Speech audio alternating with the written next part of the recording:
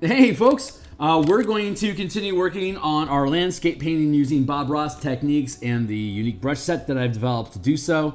I'm going to provide those brushes for free once I get to 500 subscribers. We're at 200 right now, so help me grow. And I will give you tools to make cool landscapes. So give me a second here to check my signal, make sure we're coming through loud and clear, and then we'll get to work. So make sure we're coming through loud and clear. Sounds like I'm coming through A-OK. Let's see. Quick intro about myself. Hey, my name is Phil Kearney. I create fantasy art for role-playing games and commissions. I don't see any color, so I had to learn how to paint in color, and I did so using digital techniques. I grew up watching Bob Ross when I was a little kid when they first aired on TV, and it was a massive source of inspiration for me to learn how to actually paint in color, because I could learn how to paint, but if I didn't have the color, I just would never, I'd always be second best. So I had to figure out how to be able to have that same level of quality, and so I discovered Photoshop, which led me to find Wacom, which led me to circle back around to the old Bob Ross paintings, and I learned to paint in color by color sampling his work, which we'll see here in a few minutes. And in the process, I figured out how to duplicate his brush techniques, his wet on wet painting techniques, using a digital canvas. So we're going to continue working on the foreground today. Let's see, just to wrap things up and get started here. I've just posted on Twitter. If you're still on Twitter, I'm at Phil Kearney. On YouTube here, like, subscribe. Once I get to 500 subscriptions, I will provide this brush set. The ABR file for Photoshop will provide it at no cost for folks. I just have to reach out. I'll let you guys know when I hit the 500 mark, and I will throw out an announcement how to collect that.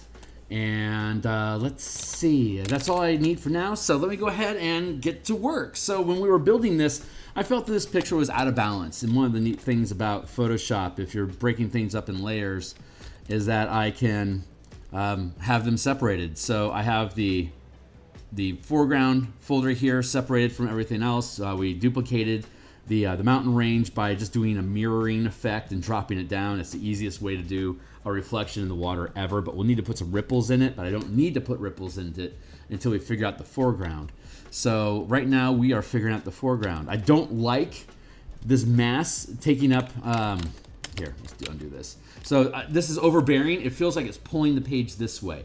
And I think what I can do is flip here, because it's not like I practiced this beforehand, so I was just spontaneously making a landscape. Sometimes they turn out awesome, sometimes they don't. Mounts got nuts.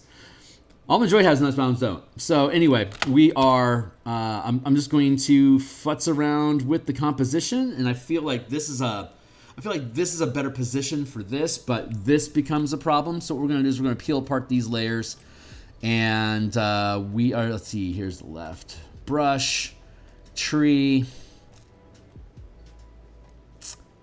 rocks, grass, dirt. So I'm going to drop down here into the dirt.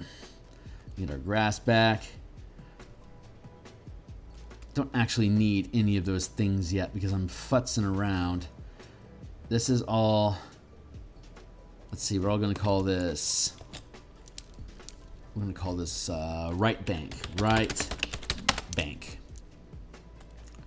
And behind that, we'll need to have left bank. So let's do that. I'm just going to take the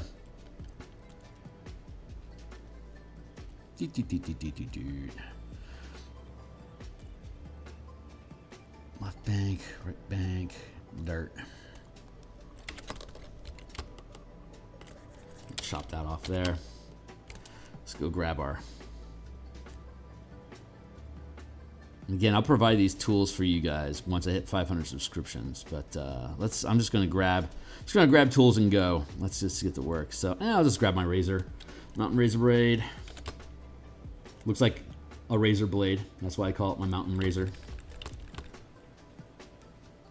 So I'm just gonna drop that down like that. And for the left bank here, I'm going to just drop some stuff into here. Just doo-doo-doo-doo-doo.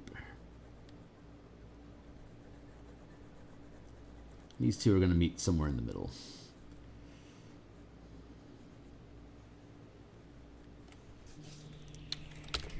And let's grab our chisel. I call it a mountain chisel because to me it looks like a chisel. I'm going to go back to Windows, our brush settings, shape dynamics, no, brush tip shape, and then spacing is off. There we go, so I can have a smooth, easy pixel push. I do a lot of pixel pushing in my fantasy illustrations. I don't have to do it nearly as much here in landscapes, but it's still fun to do. I was out last week. I had a leg infection. I've gotten through my antibiotic course, but I'm still feeling some burn in my legs. So I am concerned that I am going to need... I've got a doctor's appointment follow-up on Tuesday, so that should keep me safe. I should be fine. But I've never had the inflammation outlast the antibiotic course, so that's different.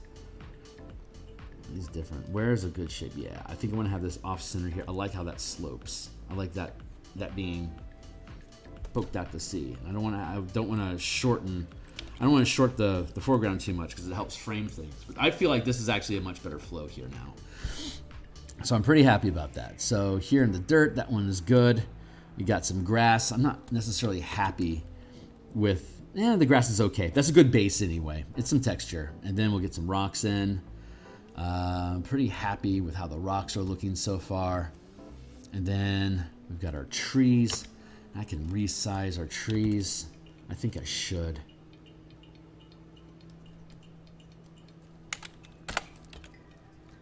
Maybe just a touch. Maybe we blow them up a bit.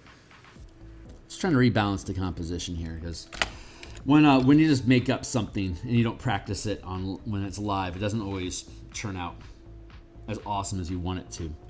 So I like having this copse of trees back here poking through. I like the mountain range here sliding along with the clouds here, so it pulls the page this way. So having this tall break helps make sure I will pull around the page like you want. I'm going to push that up a little bit so it breaks frame a little bit more. So as this is, it falls into, but then the arrow pushes you up and this slowly slides this way. So the eye currently is circulating inside of this space, which is great because this is the area that has the most layering in the painting. So this is where we actually want to be, and I'm happy with that. But we have to build this up so that we can push the eye in that direction. So let's see. Then we have the left brush here. I'm okay with that for now. I suspect I'm going to, I wonder. Yeah, I'm going to just leave that all be for now. And I think I want to come down into here. I'm just going to start, I'm just going to start playing some jazz. That's all we're going to do for now. Let's see, what happens if I flip this though? I'm going to make this the foreground. And I push that back. Could an act of piracy itself be the right thing to do?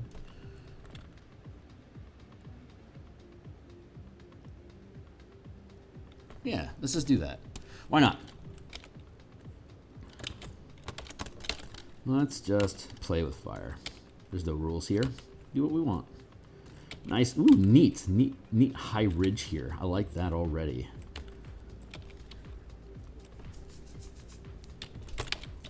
Yeah, this is cool. So let's do that. So we're going to take this this rock color that we had, and I'm just going to drop some of that in here, just tapping around. The brush shape itself keeps fairly keeps the right type of texture that I want. I'm going to use my mountain chisel here, and I'm going to cut away at some of the surface here. And I can claw at the edges a little bit here. Push that down here, like that. Let's actually use my smudge brush, pull at that layer a bit like that. And I'm gonna rub across sideways to get rid of the feeties. See, it's got this little choppy chalkiness to it. So I'm gonna smudge through and get rid of that chalkiness. Pull down, pull down, erase that out. Catching this live, you are welcome to ask me anything. I'm not ranting about anything right now.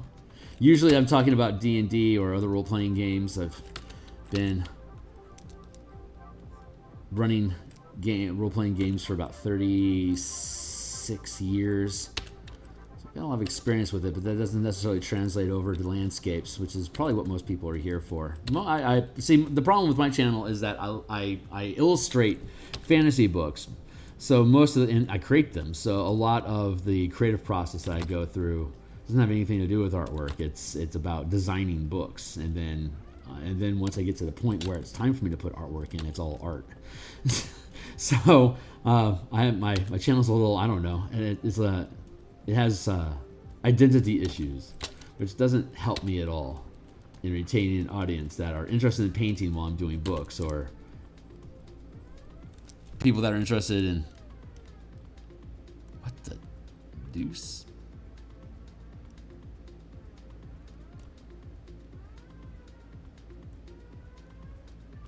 There's a strangeness afoot.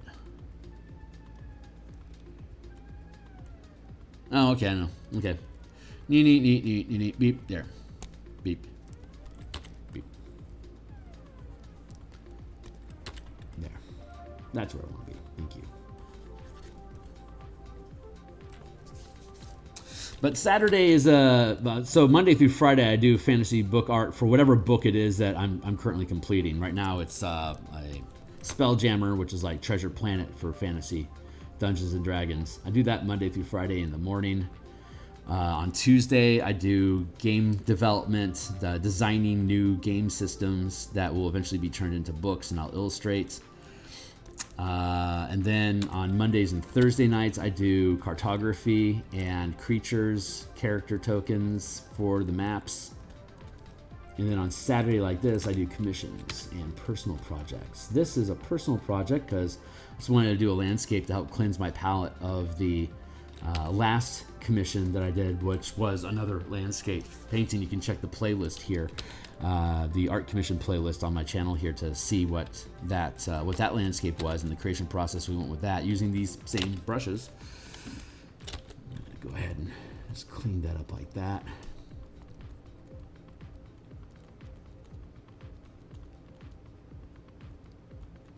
I love doing landscapes. I got my normal fantasy illustrations. The landscapes were really starting to lag behind. So I spent a year doing only Bob Ross paintings. I did like about 120 of them over the course of the year. That was worth.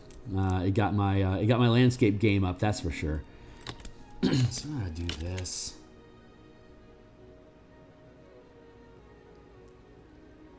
Yeah, that's a decent base. So I'm gonna push this down. Just gonna fade this all in here. I'm gonna switch brushes actually. Just fade this in.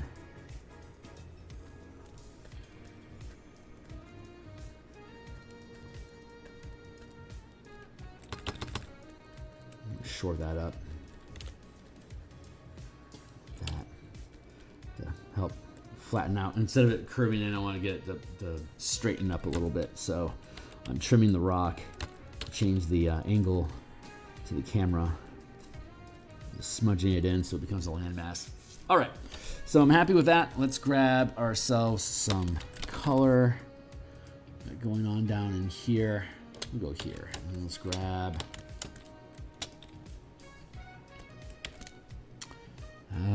here. It's a decent. This looks like a bunch of eyelashes, but it looks really, really good as grass when I scale it down.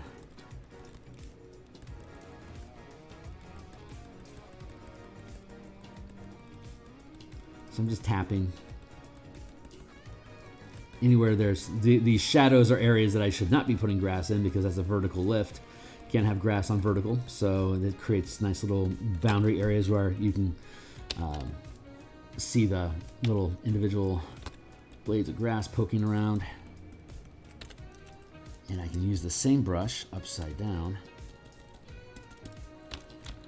0. Oops, wait a second. There. That was an artifact. An artifact is when you can tell the shape of the brush that is being used, but that shape doesn't have anything to do with the actual stuff that's being painted.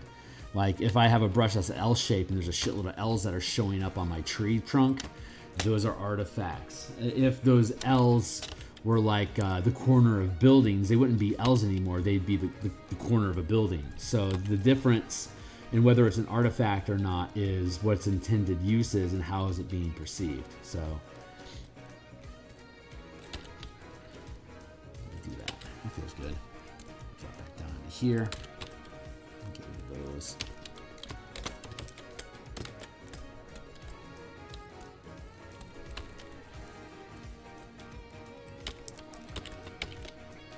There. See? Nice little grass teeth here. Little blades of grass. That's what I'm trying to say. I can just pepper them all across the side here.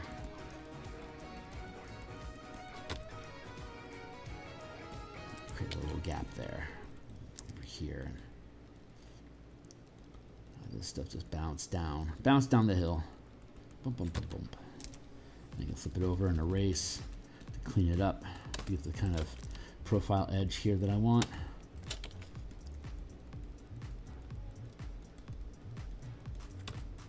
I can increase the size of the brush as I get closer to the camera. But right now, this mass isn't what is important. It's the border here. I'm gonna have to go through and fix that grass too, because I don't like the texture I have going on that at all. We were experimenting with a different type of grass brush last week, and I don't think it turned out right. It's too anime, too Breath of the Wind. So I want to go with a little better realism here to make this stuff something you guys are actually interested in having. Drop down the size of my brush again. Just pop, pop, pop, pop, pop, pop, pop.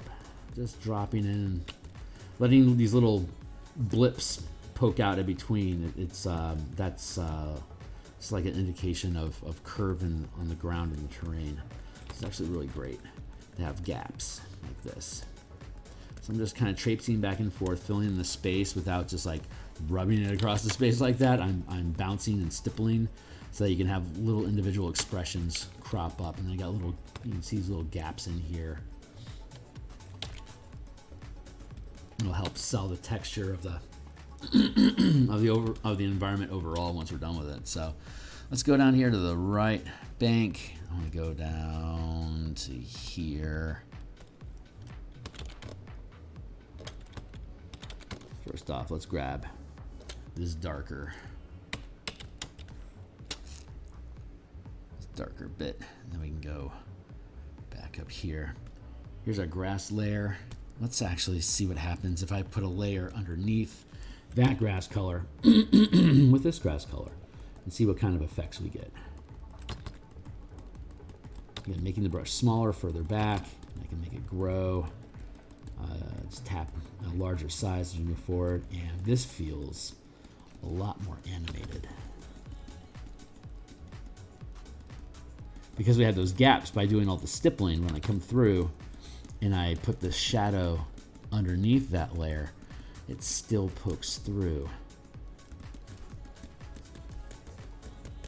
all those little stipple gaps that we have in here. Look that out. It's turning out really, really nicely. See? Zoom in, it looks kind of garbagey. That's okay. We're going to cover it all with bushes. So, but for now, it's neat little patches. That's all it really needs to be right now. Just little patches of grass. That's all we're asking for.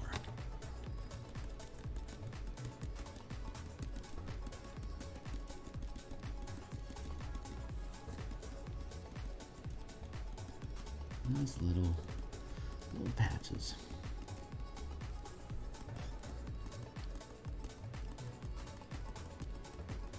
This will probably all be covered with trees here in about 15 minutes.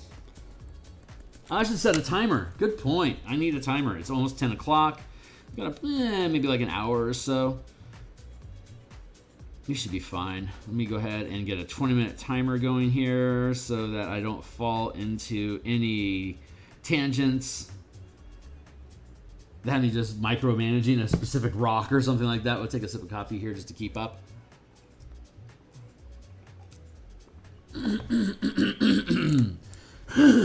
Excuse me. All right, keep that going there. Pepper that stuff in. I'm going to use my eraser here on the underside of this collection of, see, this replicating pattern makes it, on this bottom edge, makes it seem synthetic. So if I use the same brush and erase at the bottom of this, or where anywhere that grass pattern becomes an artifact instead of an effect, I can erase at it and change, since I have the shadow underneath it, it just helps break up the texture. And see, erase, erase, erase. Now, I will admit, this process, the way that I'm doing this, is more involved than what Bob would do it. But he has infinite flexibility on the tools with his brush. He can do a lot more. I have to have a set brush shape to be able to stipple the things. He has the flexibility of the three-dimensional object that he can manipulate far more than we can inside the digital space. So there's more steps that I have to suffer through to get the same results as Bob does. But it's built out of the same techniques, because stippling and smudging and cutting away at the paint. Those are basically the three techniques. It's either blending, stippling, or cutting away at the paint that is put on the canvas. Those are the only three things that Bob does. So we have different techniques that coincide with it. Smudging for like landscape and clouds, and stippling for foliage and trees, and cutting away for water lines and mountaintops and hills. So you can see the previous episodes for when we built the clouds and the mountains, right? So that'll all be there for you. But this takes a little more attention because we're locked into this single shape of this brush. I could bounce between different types of brushes, but staying on the same brush assures uniformity in shape, which is important if you're trying to express the same type of plant. In this instance, it's blades of grass. So, and I have the brush upside down, and I am erasing here, again, cutting away at what we have. The underside of this is much more, you can see it's much smoother, like a straight line with just like little grooves. But the downside in this position is little cutting, is like lawnmower teeth cutting through it. So we can carve it out to get rid of the uniformity of the shape, and then flip the brush back over and stipple it back in, so that we can start having a more the layering at different sizes and positioning transforms it from just looking like brush strokes more into actual grass environment. In this instance, I'm going to drop down the opacity, so it's only at a 20% opacity right now. So whenever I put here, I'll show you in this big block here, so you can barely see it, right? So now it becomes a mid-tone on the shadow. So I can tap that in here over the shadow bits, but it's only it's like a gray space between the light and shadow that we developed here, so we can help break up the space a little bit more. But this is probably about as much time as I need to spend on the grass here right now. Pretty happy with that. Yeah. I'm going to go back to the other side.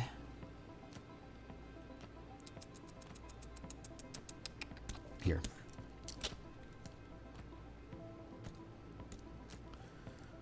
Rocks and trees and brush. So I'm going to do the same thing over here. Take up to 100. Highlight over there. Tap, tap. Let's break this up a little bit.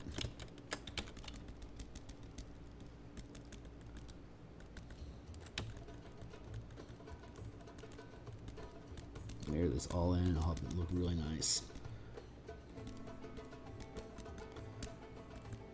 I'll break up those shapes a little bit.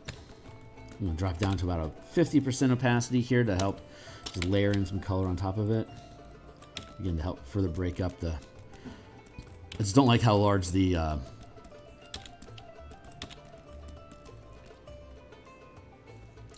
what's the word I'm looking for? The blades of grass over here are, so I want to just chop up the color a bit.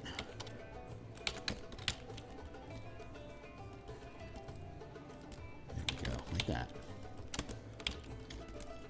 Just fuzz it out a little bit so it's not as chunky.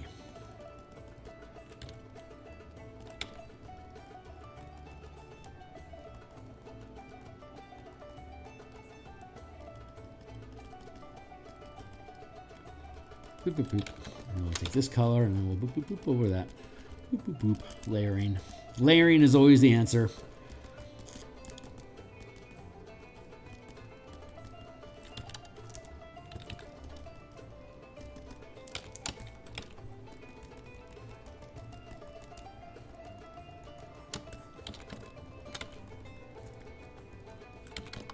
See, much better now.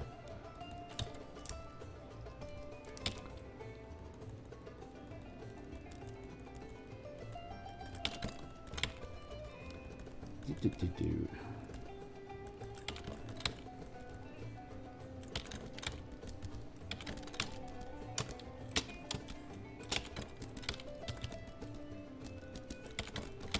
That, and then like that, and then there, like that, and then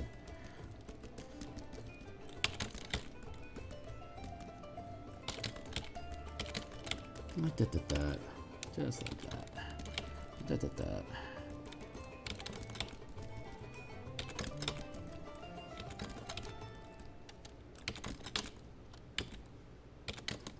There, that feels a lot better now.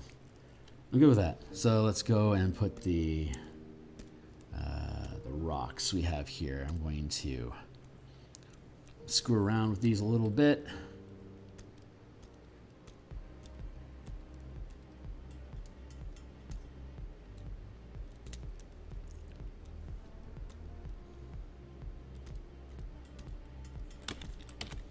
Grab our chisel.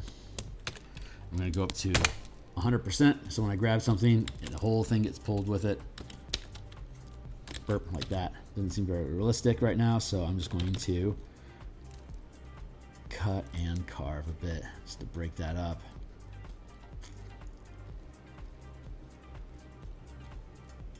So I like the shape a little better. I'm going to drop it down to about, what, 70%? Yeah.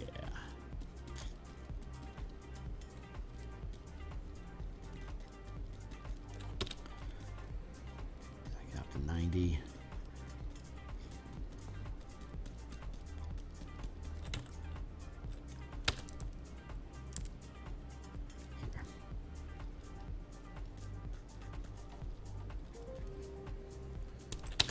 Here, I just want to smooth out some of this swoopiness. Some of it's a little soft for rock. It needs to have a sharper edge, less gradient fading. Put our chisel, put our mountain blade back in here. There we go.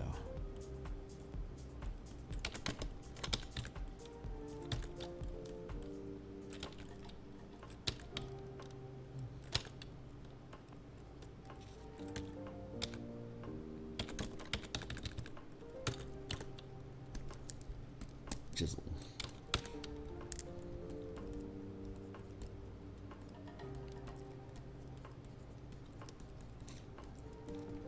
So what I can do is I can pull down, just like with mountains, I can pull down this color into the grain that I'm painting over.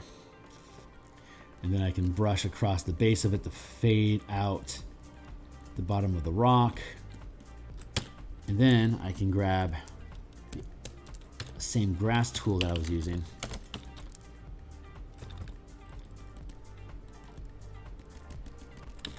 And I can cut away at the base. So that I'm using the negative space of the rock to create the grass texture. to help inform the shape of the rock. I'm just going to use my chisel tool here to push down and to carve it like that. I'll cut away at it a little bit there.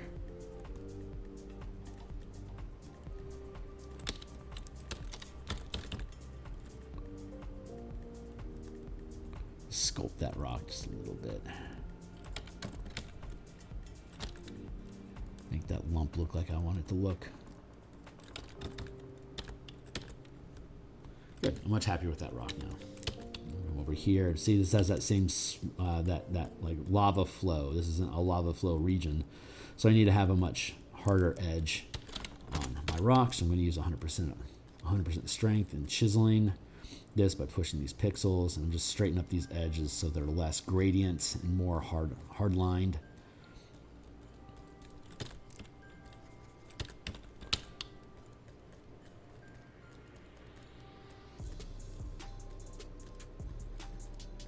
There, that feels a lot better. There.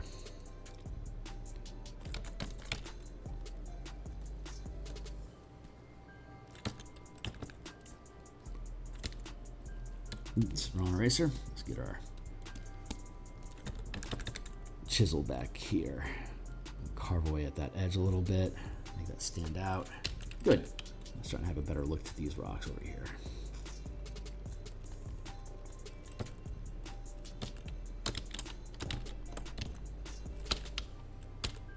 And now I can drop this down to a low opacity, like around 30. Start smudging this in.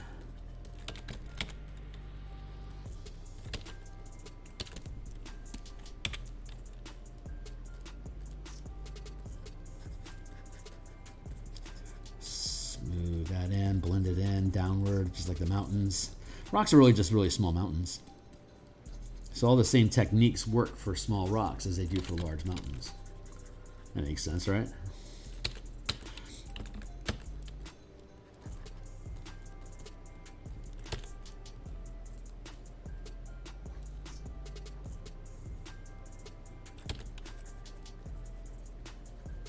Work that bottom edge of the rock down into the terrain.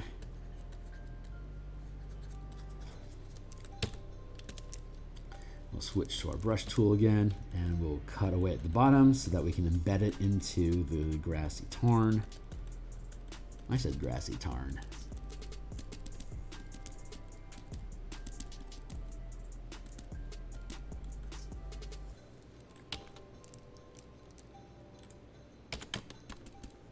I'm going to take this darker color here.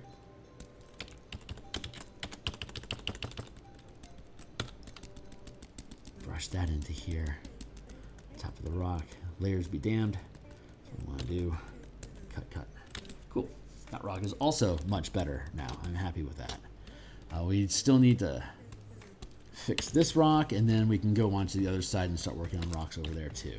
And now that we're getting a stride on what we think these things are supposed to look like, it should be pretty easy peasy to get this thing resolved.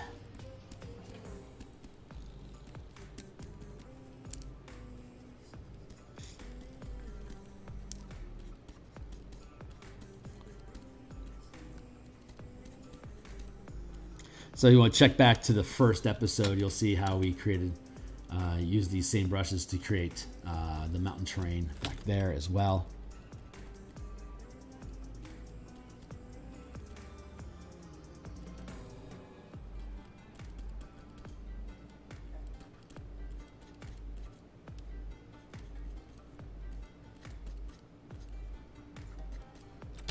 So if this is your first time visiting the channel, hey, we're giving away all these brushes when we get to 500 subscribers.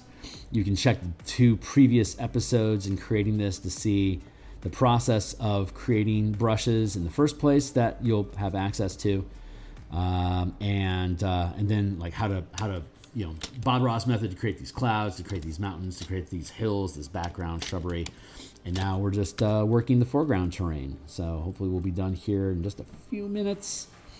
And we'll be able to get into bushes and foliage. Last episode, episode 2, we created the trees and this terrain in general using some experimental brushes. And the experiment's over, so I'm getting back to just getting this picture done, because I have another commission lined up, and I will begin. It's a horror, sci-fi horror book cover that I've been commissioned to do. So we'll start. I'll be working on ideation, and once I'm happy with a design and get approval from the client, then we'll be able to start rendering and fleshing it out. You'll see why that's so funny when you actually see the picture next week. It should be next week. We might actually be doing some ideation next. I don't know how quickly we're going to have it built out, but generally I like to have a good idea. I like to have approval of a composition from the client before I start streaming, so that I know what we do is going to stick. Do like this, pull down here like that. That's a great looking shape. I like that. That's a good looking rock now. Look at that, it just popped out. That's good looking stuff right there. So I'm just gonna leave that like that. God, I love those rocks. That's awesome. So let's go ahead and do some of that over on the other side. We're gonna take this dark color, and then we're gonna take this mid-tone color. It's just those two colors that we're using right now. And where were we? Up here.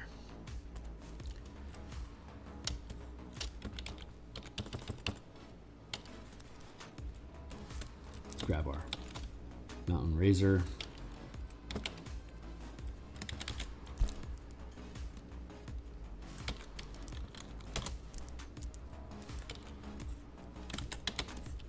Cool. Drop a mass in there, and then I can let's put a lump over here. Nah, not there. Let's do here. I feel like this foreground, the center point needs to be disrupted, so I'm going to disrupt it. Big old lump. There you go, buddy.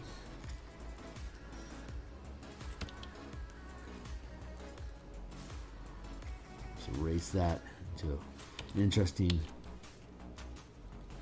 profile. There. I'm actually gonna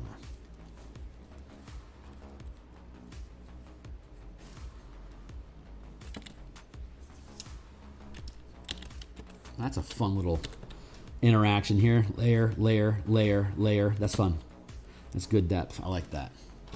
Get this rock over here. I'm gonna flesh that out a bit. And then I can put another one like here. Just gonna carve it into a dull shape from being weathered.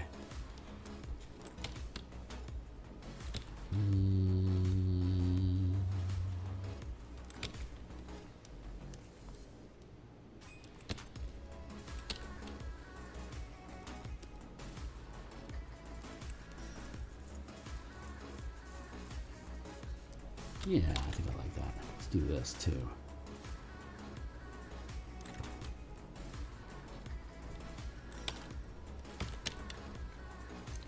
Nice.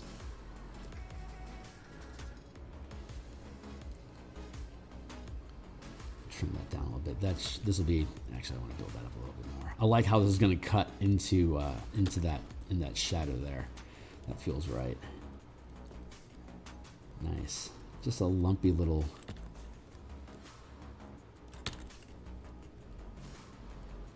hillside here. So we can go back to our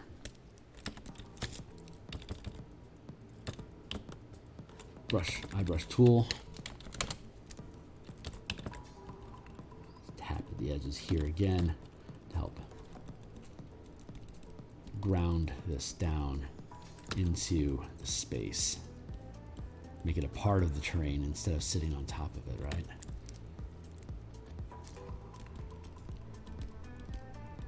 So we can carve away at it a little bit here to get rid of the bottom edge of it, so it's just sitting among the grass instead of on top of it. There we go, just like that. And cut around on the edge a little bit there to curve it up. If you're gonna chop that edge like that, you want to try to make sure you're matching the flow of the terrain 20-minute mark, we're doing pretty good. So it's all kind of moving together down the hill here. You have that angle here, angle here. These are all at the same angle, and that is creating, see, you see that angle here, see it here, here, here, here, here. It all has that, pull back a little bit. It all pushes it all down into the next layer behind it, which then pushes back up the page. When we add the brush and the trees back in, it'll climb up the page, which will spill us back into this. So everything about the piece is pushing the eye from one part of the picture to the next, so that you keep the eye moving. If the eye keeps moving, it stays engaged and interested. We have like these low density patches here of low color, like not a lot of contrast going on back here. And here and here, these are resting points for the eye. So you can have dense, you can have dense contrast and activity that flows into other pockets. So you have that swirl effect to be able to keep the eye moving around, but it has to be flanked and broken up with little patches of rest, so that your eye doesn't get exhausted chasing things around. It can dally on the details of like the fading mountain into here. This is an easy rest area for your eye, and we can fade this a little bit more as we go along. So far, I'm happy with it. So that's just some composition theory that I've noticed in developing book covers over the years, and of course, many landscapes.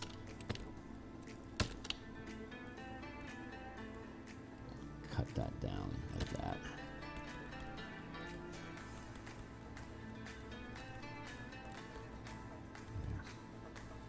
I just need to have like these little lumps like poking out at the end.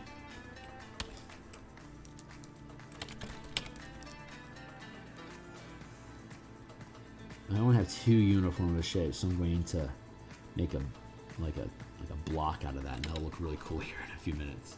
So those are pretty good. I'm happy with that. I'm going to sculpt that a touch and sculpt this a touch, just to make sure that the silhouette of these are pleasing. I love how that is layering, so I absolutely want to keep that. So let's take our razor and cut at that edge a little bit.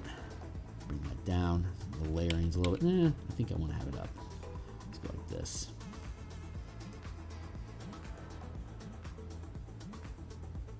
And like that.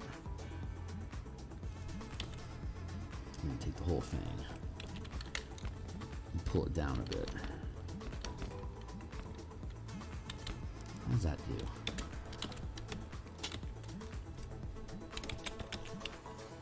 There. Go like this. Do I want to break? No, I don't think I want to do that. Let's go back to where it was. This instead. There we go. That's better. I want to have this interaction of these layers, so I don't want to bury it in rock. Sometimes I like having. Sometimes there's really cool details, but the composition just demands that I cover it up, and it just gets hidden. The only people that ever get to see it are us when we create it, which is one of the joys of painting. TM, brother.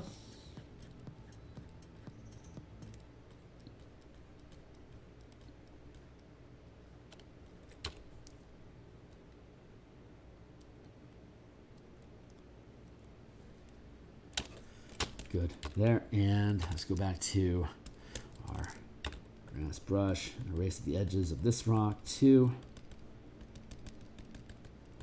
Ground it into the surface. Get rid of these little teeth marks along the top edges here.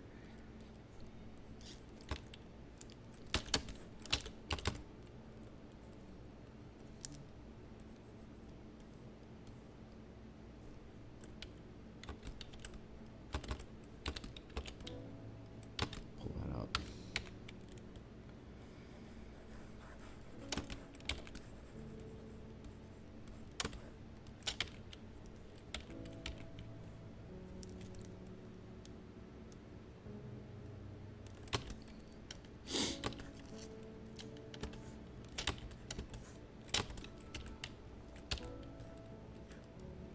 Yeah, that feels right.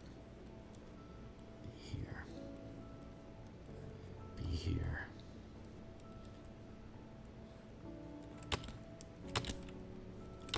That's good. All right, cool. So we're happy with that. We can now switch to the other color. We're on a new layer now. So if I put in color here, it doesn't get this, the silhouettes don't get disrupted. So I can bring this down here and I can just drop some color in along the edge here.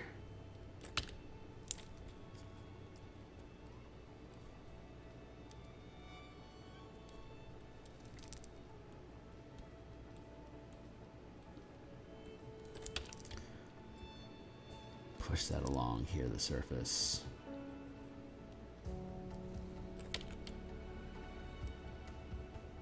Just find little lumps along the way where the upper edge just sort of flattens out a little bit. So here. And I want to do like these little jiggle jags to help break up the shape.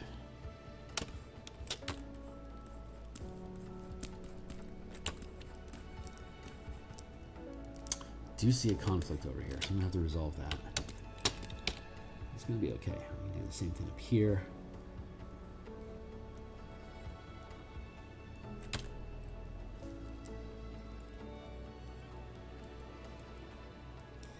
Let's pull that down. And then here's another little jag. Drop some rock into like that. Just like, it's, again, these are just, rocks are just little mountains. So we're using the same type of mountain technique that we did in episode 1 up here in these mountains. It's just a different color, a different position. Cut it on like that. And here.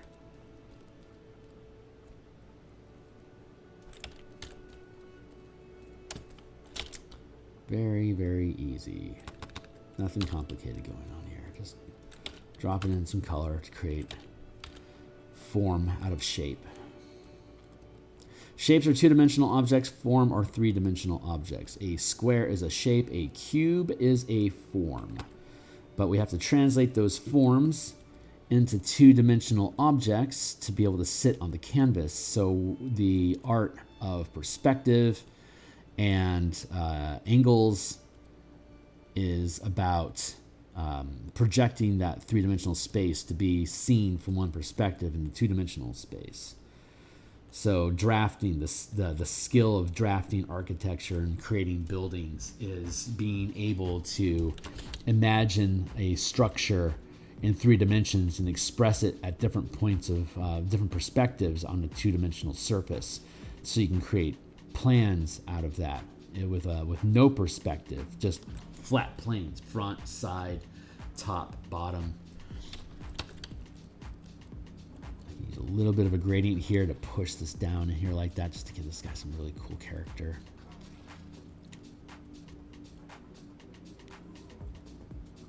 There, just cut up the form a little bit. Again, adding character here. A little bit of gradient. Helps give it that slope. To stick with the slide of the terrain that we've established already. Just cut along the top here. Nice.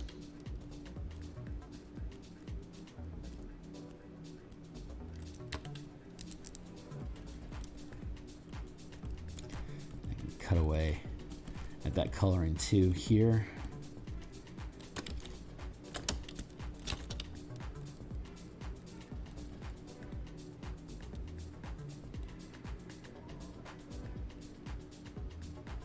So we're, again, pulling down along the angle of the incline that we have in this hill. So the shape of the rock helps reinforce the eye movement that we want from the edge of the page to the center of the page. There's a term like of your eye. It's just, I think they call it just sliding off the page, but it's when the angles of your lines in an illustration pull your eye away from the center of the picture towards the edge of the picture. It's referred to as just sliding off the edge of your painting. It's not a very technical term, but that's what happens. So when you're building a composition, you have to be paying attention. Like, what about this piece is where's the composition pulling the eye, and if it's pulling it off the page, you have to change your angles. Grasp that in a little bit more.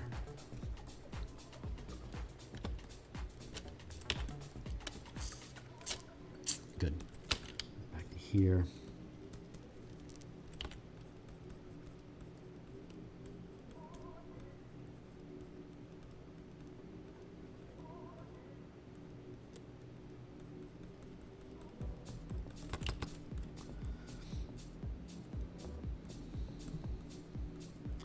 Grabbing clumps here.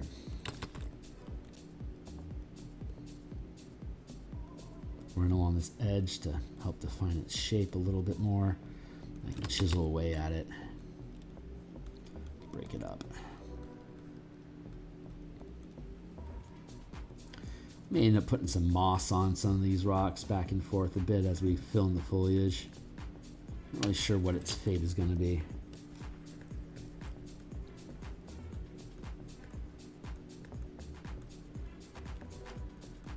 Really sure yet. Just kind of building this as we go. We don't have any real plans other than filling the space.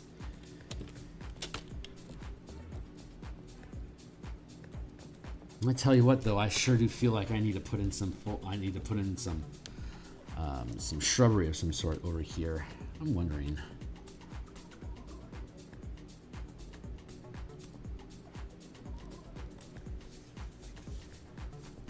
We'll see. So this is where we're at for now with those.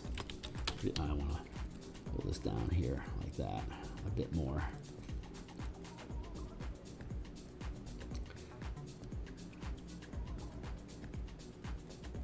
Just the shape of it feels right. Just got to mess around with rocks long enough for you to get a feeling for what you think looks cool and what works, doesn't work.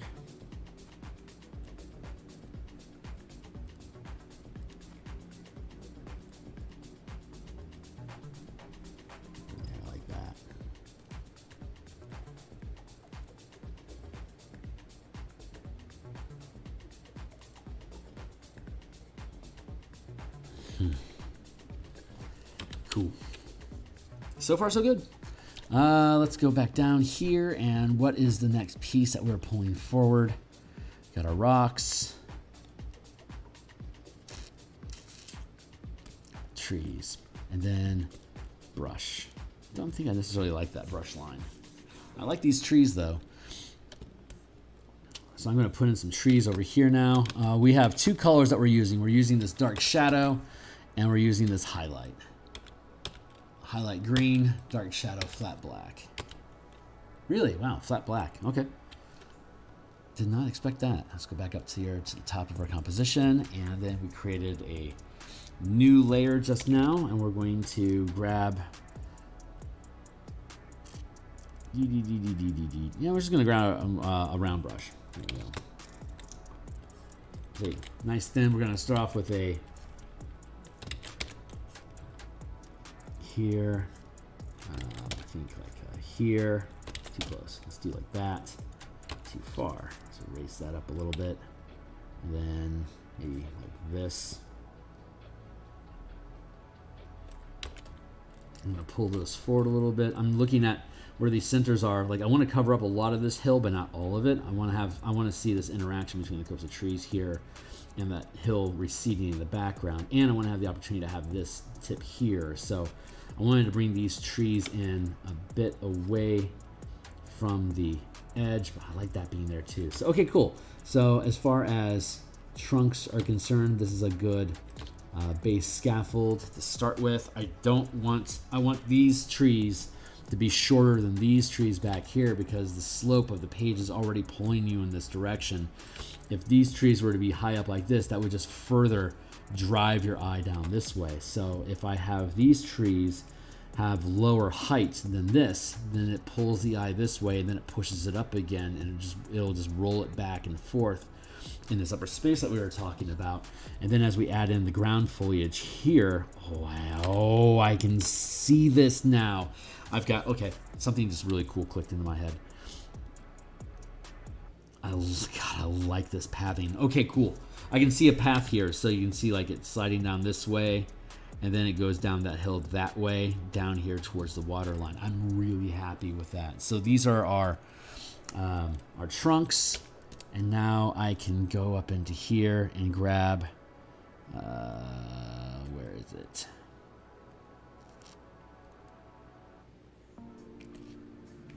I'm gonna grab this conifer brush that we have.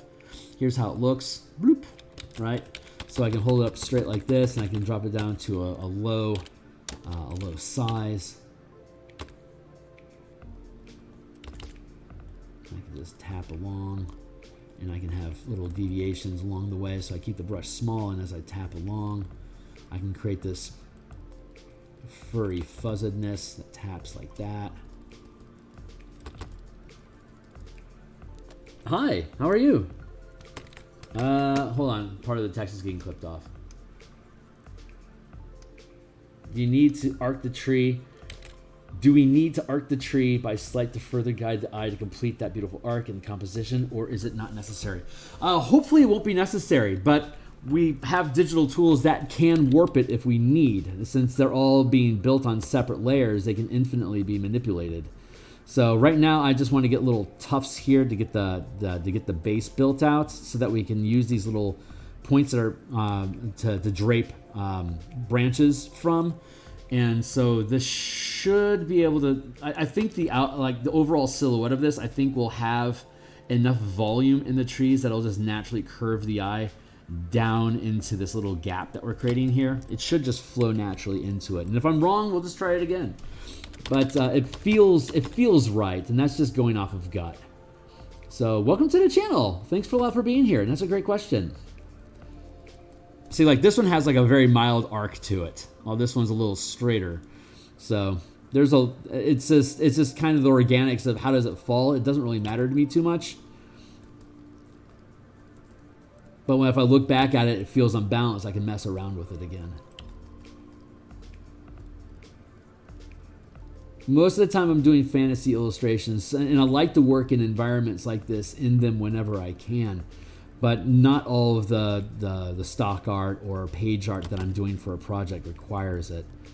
But if illustration in general is something that you're interested in, stick around, like, subscribe, help me get to that 500 mark so I can push out the ABR file for this so everyone can have the brushes that we're working with today.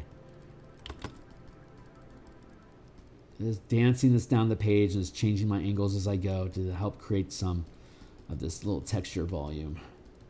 And then we'll have another layer that will drape all the branches off of it. But you can check last week's episode to see how we built these guys out. But I'm trying to build these a little differently, just to play with technique a little bit, just to have some fun.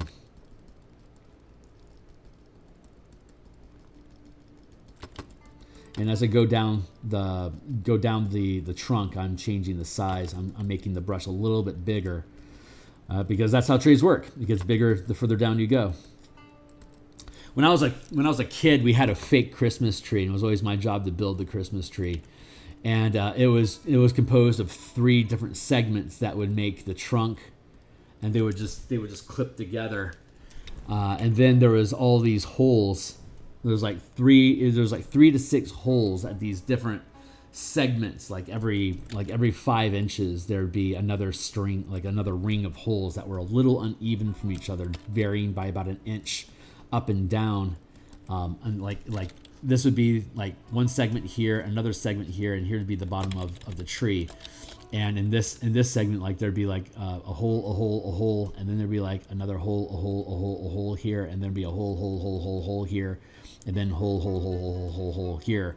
And there'd be these plastic branches with little nibs, and I just have to jam the nibs into each of the holes. So when it was done, I had this striated layering of different branches. But the punchline to this, the reason I'm talking about it at all, is because between each of those ladder rungs on that tree, that there'd be these little circles like this that were all these wiry little scruffs that you'd put along in the spots between the ladder rungs, so that when you looked in at the depth of the tree, you'd see needles everywhere, and you wouldn't see the basically like mop handle. That it was basically a mop handle, right? That you could clip together. So to hide the mop handle, it had all these little C brackets that you would just snug up, and then it was wireframe, so you could just squeeze it shut and it would hold its form, and it had just all these little bristles like a scouring brush, basically. And so that kind of inspires this tufting that I'm doing here along the trunk as we're building this.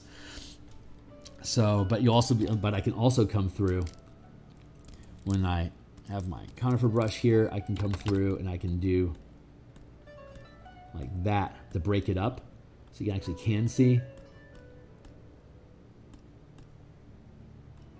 where the trunk is at a little bit, just by cutting and erasing, just to break it up a little bit, so it's not just a big lump. It starts to build shape onto itself. So there, that's that. And now we're going to switch gears and grab a different brush. Again, I'll have all these brushes in an ABR file once we get to 500 subscribers. This is this weird little jaggedy that does a lot of great work for us. So I'm going to flatten out the curve, right? So if I'm here, it's got a more of a crescent curve. If I flatten it out, it becomes a flat blob. So I can come in here and manipulate that to get different results. So I'm going to, for now, start off here on a different brush. I'm going to actually use it vertically. That is true. I'm going to flatten that down a little bit and have it upside down like this, so it's pointing downwards. I can stitch those down like that.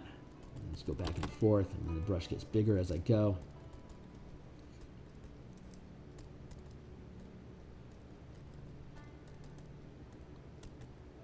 And then when I get down here, I can flip the brush back over and then just kind of fill out this space a little bit. Just create some volume. And then we can go back up here with a really small brush, and I can increase the curve again.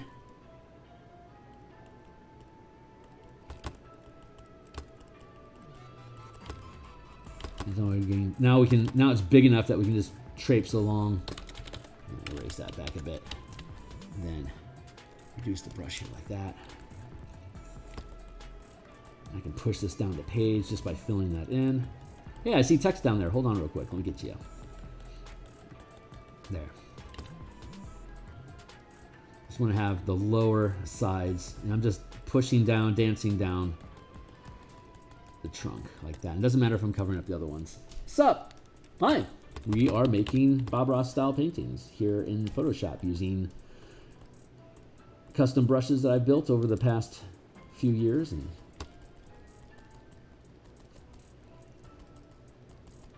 making some happy trees right now. Just filling in the space.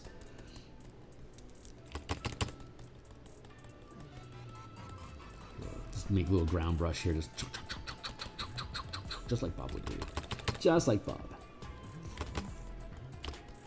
Make the brush bigger as we go down.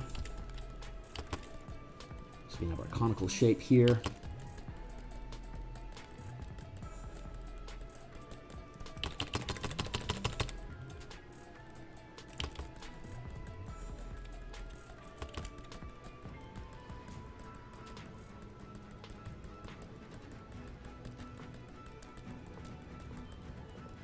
And now I'm just fluffing out the scrubbage a bit just to fill in the space.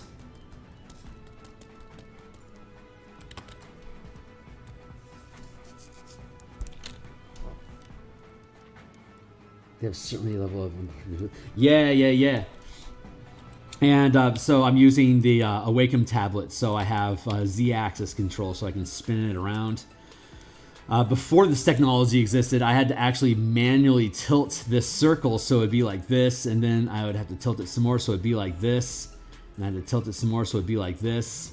But I have a Z-axis brush spin now, so it doesn't really matter. Wacom Cintiqs, the ones that like you actually look at the monitor and you like paint directly on it. It comes with that. It comes with that spin functionality already built into it because you're spending like $1,200, $2,400 for it. But I just use a little 6x9 Intuos Pro. It's like $300. And then but that doesn't come with the spin brush. So this they sell it's like $150 for another one. But then I can use the same brush to come through and cut away some of this. Just clean up the edges a little bit like that before we get into highlighting. So since we don't have the same kind of control that Bob would have with an actual fan brush, the way that we can get around, his tools are infinitely more flexible and adaptable because it's in his hand in a three-dimensional space. So he has incredible control over that tool. And the digital tools don't allow us that level of freedom because we can't yet program, 6,000 horse hairs onto this brush and be able to actually process anything with it. The resolution would have to be like 1200 DPI, which would just be absolutely immense. That was like probably even like 10,000 DPI to be able to accommodate that amount of hairs that are just built into brushes. So he has a lot more adaptability and flexibility. But we can duplicate that same sort of look by using positive and negative space, by adding and erasing organic brushes, as it were, but using the same brush to add and erase at the same time, so that we're still keeping the same shape language, even though we're carving away at the form that we already had built. So now that we've carved that up a little bit, I can flatten out the brush a little bit more and drop down the size, and I can come through here like that. And now we're angling down, right? So we had the angle up, now we have an angle down. So we can use the curve here to just bounce back and forth on the outer edge of it, since it's all just a silhouette right now. I can do this. Create those results and just keep upping the size of the brush so that we can keep increasing the mass of the tree as we pull down.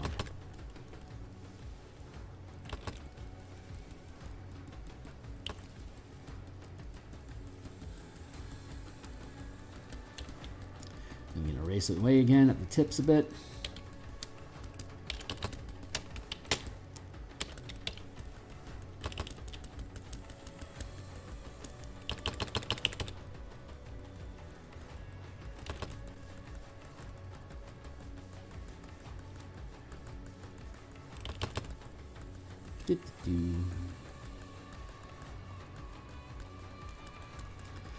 Big old lumps, they don't need to have any real detail. I just need some mass down here, and we'll be able to come back through.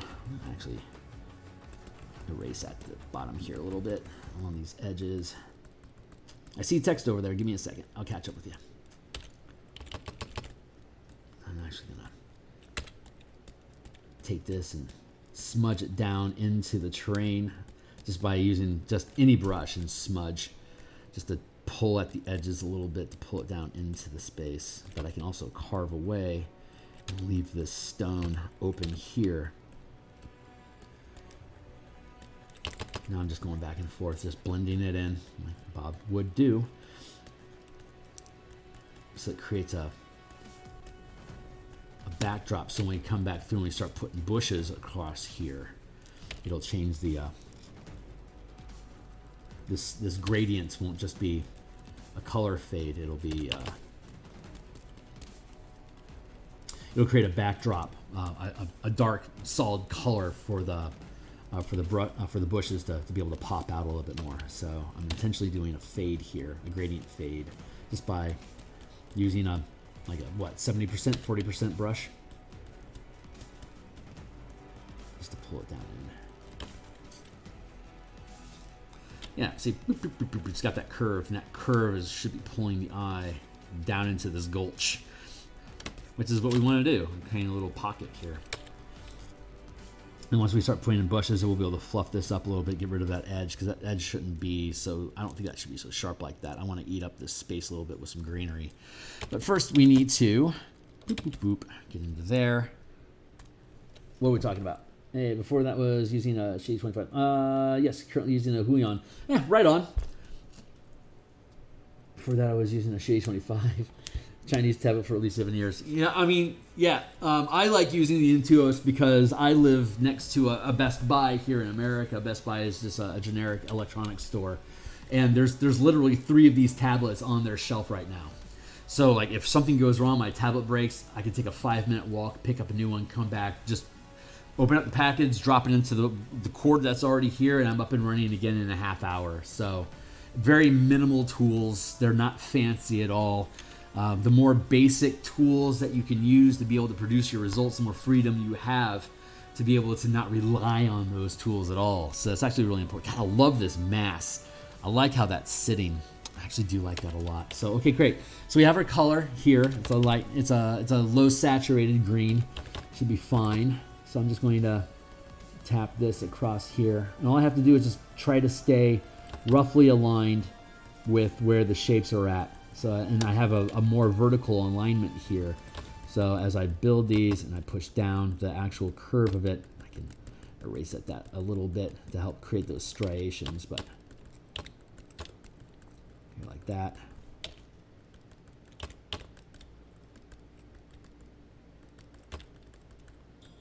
Then I can carve away the same brush, a negative space to help create those ladder steps that we were talking about earlier. And by cutting away at the middle of it, it gets rid of that bounce, bounce, bounce effect, and it curves out into just one gradient sweep. So we're creating character here. I'm actually going to drop down the opacity of the brushes that we're using, and then still using that conifer brush as my eraser. There, quick, easy. Do the same thing here.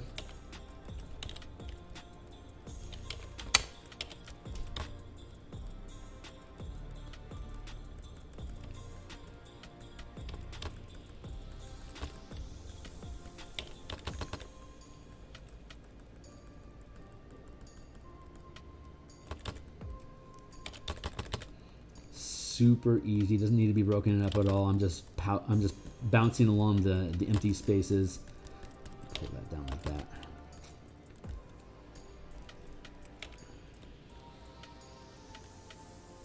And the way that the branches fold helps inform what's in the foreground and what's in the background. So, beep, beep, beep.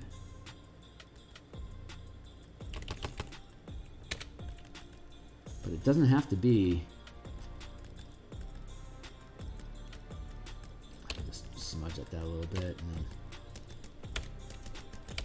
just gonna pop, pop, pop, pop, pop, pop. Just do some of this, just to get some grit going inside of here. Just turn my brush around a little bit, just to get some texture, and then I'm going to erase almost all of it, because I just want a very, very light sense of, at this size. I just want a light sense of texture.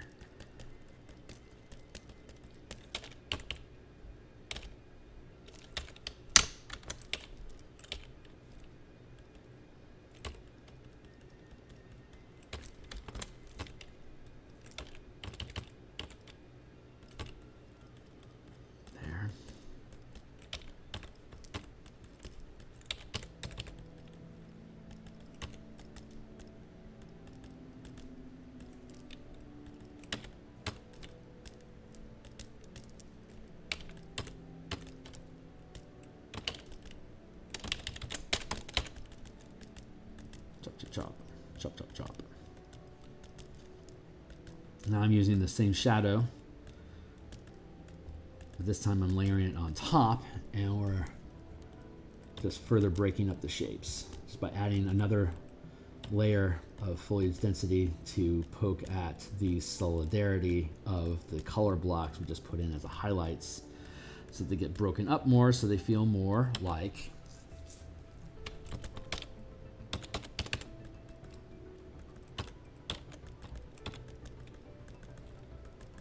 needles instead of blobs.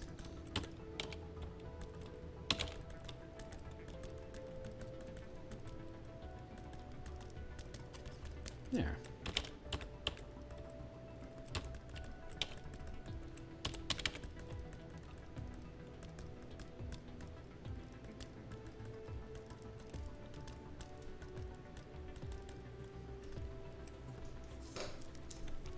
I think I'm pretty happy with that.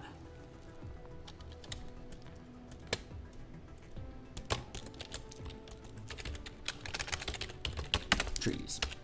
I can actually pull them around to see where, if I want to change the positioning at all. If I want to make them a little bit more squat, a little taller, you just manipulate them. Just Photoshop futzing around, see what I like. So I want to give them a little bit more of a tilt, and I want to raise up the structure since I resized it just a touch.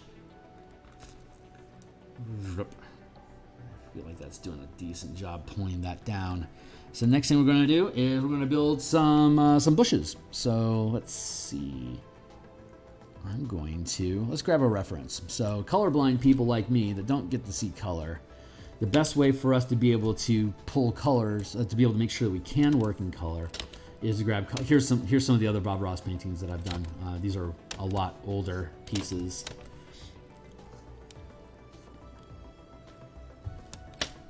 And what's this one? Oh yeah, this is one that I did as well. Using the same brushes that we're using right now, just with a lot more time. So, but yeah, so the point is that we want to drip down into here, and let's see if there's any cool. All we gotta do is just use our color sampler, and bam, I'm coloring. But since I don't see any color, I focus on the contrast, and I trust the color references that I use will be, like I can tell over here on my RGB rail over there on the side that I'm in a very unsaturated green right now, probably because it's cast in shadow, right? So I'm gonna look for something that pops a little bit more. Like here. There's that. Yeah, not quite feeling this one. So let's see. I bet these are much more saturated. Yeah, there's a lot more saturated colors because it's got direct sunlight on it. So let's see if I can find. Yeah, I could probably stick with that. And then I can grab this lower. God, there's a redness to it. That's really cool. I don't understand that interaction though, so I'm going to be safe and just go with a less saturated green as my shadow. So then we can pull this back in. Yeah, 100% colorblind. So I couldn't do any color painting until until digital tools came out. But one of my friends just challenged me. He's like, "Have you ever tried painting in color?" And I'm like, "Of course not. I don't see it." And he's like, "Well, why don't you just try?" And I'm like, "Well, God damn it, Larry." Okay, and he was right, and it turned out great. So I'm going to use this conifer brush that we used for the initial tufts of the tree. 100%. We're using our modified green colors here. And I'm going to use it. That is a lot brighter than I want it to be. I'm going to keep that same curve. I'm going to drop down the value overall so it sits better here in the shadow. Now I'm just going to kind of lump at this a little bit just to create some mass. I'm going to erase at it a little bit with a lower opacity.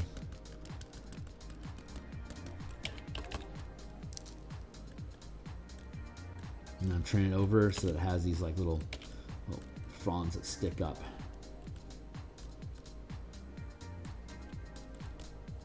So flesh that out a bit.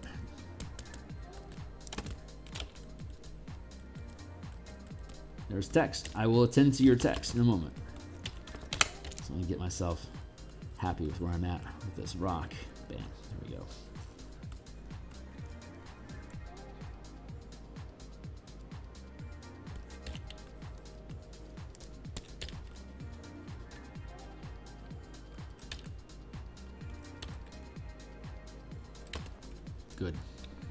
Good. Good. There. Do you think that allowed you to understand values a lot better. I struggle with values sometimes when I have colors in mind. Yes, it absolutely. I mean, the only option I have is to operate in values, regardless of what color I've selected from the sample illustration that I'm using or photograph. I'm still operating only in value. I understand that people that grit on my forehead. I understand people that do see color. I've got about 30 minutes left, so I think we should have this finished up. But people that do see color, they get the separation of the R, G, and B, like a really sharp R and a really sharp G in contrast to each other. They're opposing colors, so you see a lot of contrast in the color, the difference in those color wheels, positions on the color wheel. But I don't have that, so if they're the exact same value, I can't differentiate the red from a green from a blue at all. If they're all sitting at like 80% value, it doesn't matter what the RGB composition is. If the overall effect of it is the same, then it's literally just, it all looks the same to me. So I always have to think about how am I separating the value here, like this overall movement here is what I'm looking for. Enough colors, like 2 or 3 steps in value on a scale of 1 to 10. 2 or 3 steps is a really sharp contrast. So I'm gonna stop. No, here I'm gonna just dump some of this on here, and then we'll just do right here. This brush here, it's a background support sort of foliage. So I'm just kind of throwing that on there, and then I'm going to use a large brush and chip away at the top of it a little bit. Since there's negative space inside of this shape that I'm building, when I erase along the top here, it's inconsistent, so it doesn't look like some sort of uniform. And I can erase vertically as well. And I can use a lower opacity eraser. So I'm only erasing chunks of this as I whittle away at it.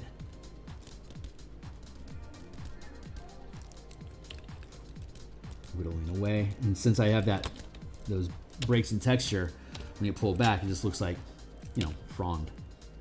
I'm gonna actually, to preserve this line here, I'm going to create a new layer that I can then push this shape up against like that. And I want to keep a little bit of that dark separation from space to space, not necessarily the entire piece, but I want to use E to erase down here along the edges. And I can use a lower opacity eraser here to chop at the edges again.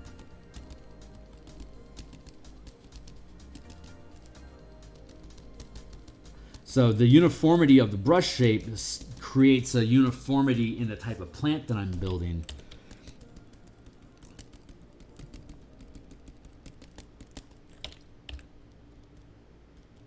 So your eye wants to believe that this is all the same plant. And I can use an eraser here just to, again, carve that up a little bit, and I can push that up. Not enough separation. Here, I can push this up and there. I can erase down here, fade that out.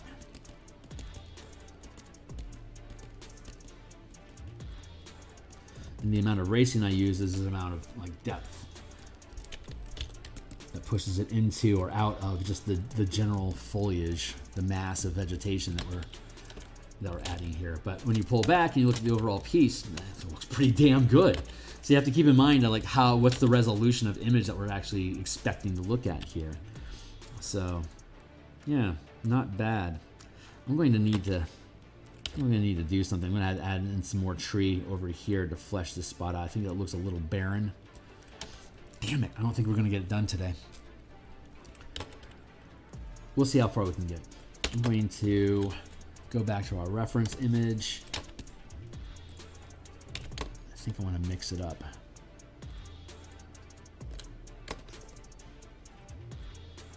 I'm going to switch brushes to create a different type of oh, that's really cool. I like that.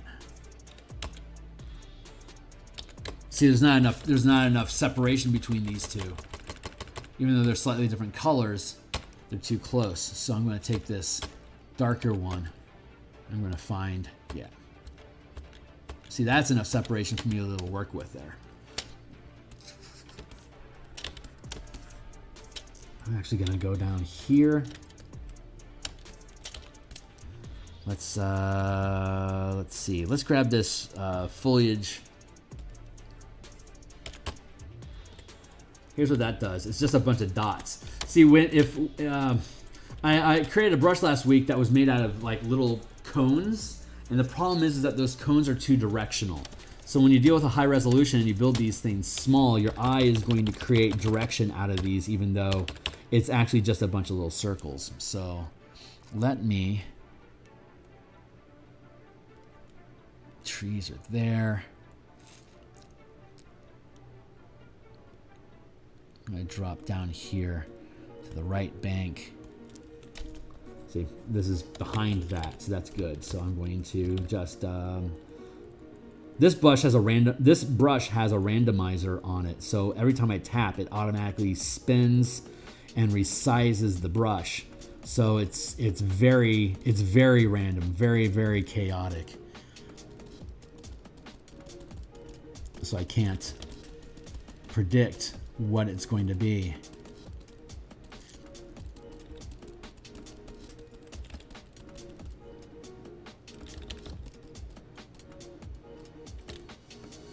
I can use this same conifer brush here to erase. I don't want to use a random spin brush to erase what I put in because it's too random. It's good for creating clumps of vegetation, but it's not good at sculpting them through erasing. The negative space just doesn't work because it's too random. Great for filling space, horrible at carving and controlling space, right? I mean, that kind of makes sense. So I'm just going to take this and tap along the top here. Like that. And I can erase down here at the bottom to help actually pull and blend this into the ground. And then erase at it with a lighter brush here to get that gradient smoothing in. I actually like how that sits really nicely. Take another brush here. We're going to get away from our randomizer, and instead we're going to go into this.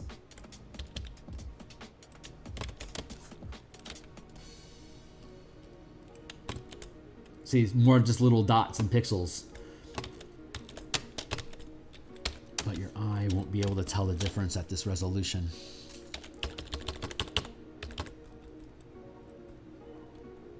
So I'm just gonna dot this across the top like that.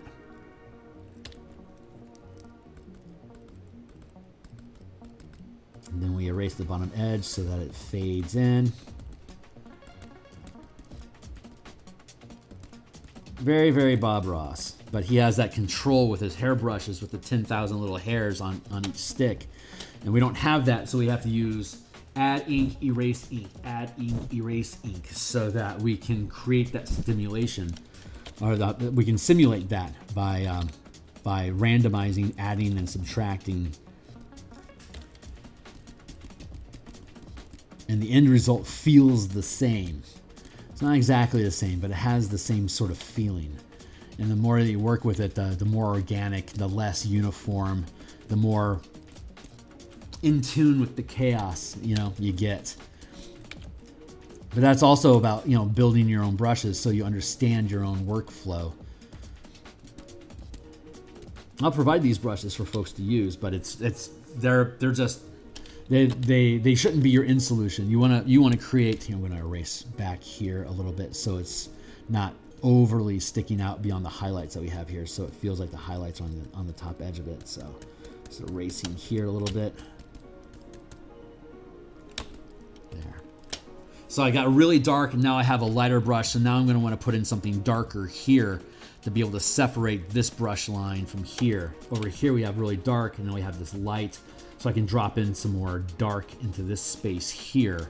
So that's the next space that we're at. So we're going to go fish for more color references, and I don't mind bouncing around from reference to reference throughout this process because they are all different color expressions that are inside of this space itself. So I'm just referencing this picture.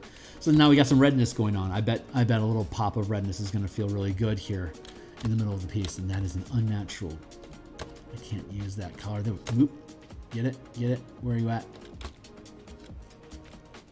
A lot of red. Interesting. A lot of red in that. I like that. That's really cool. Okay, cool. Let's see if that turns out nicely. That. And let's go into, we're building a new layer. Left-hand side. Let's go back down to the right.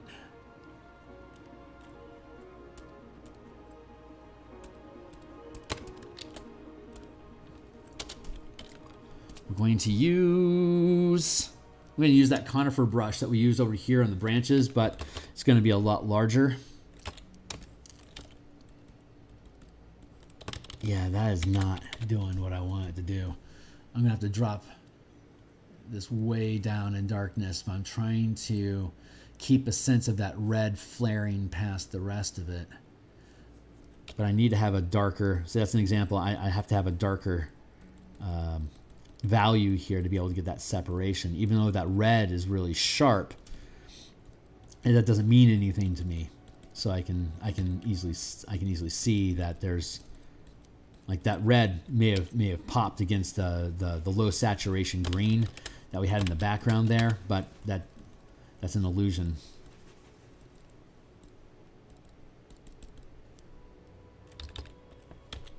I'm going to actually use a lower opacity here to reduce the density, the color saturation here a bit.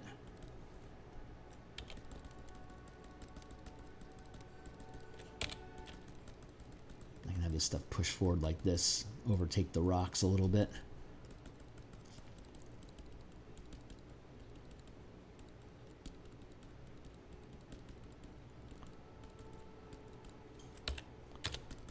And then erase with a lower opacity, so what's already there can poke through a little bit to help ground that color into the terrain a little bit more, so it doesn't stand out so glaringly, but again, it creates that ribboning effect.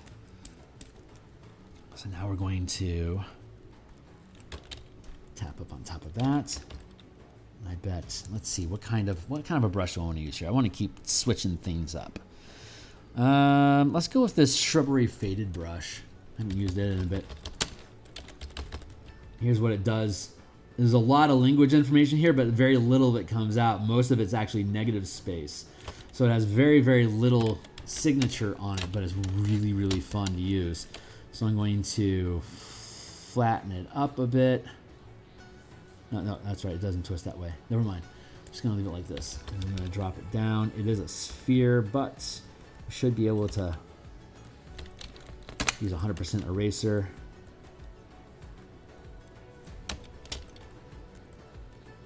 There.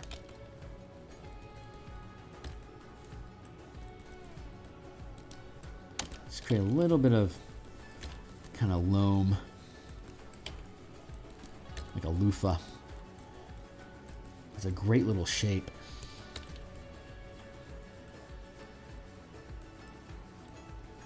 Make sure we keep that rock carved out from underneath that terrain here as well.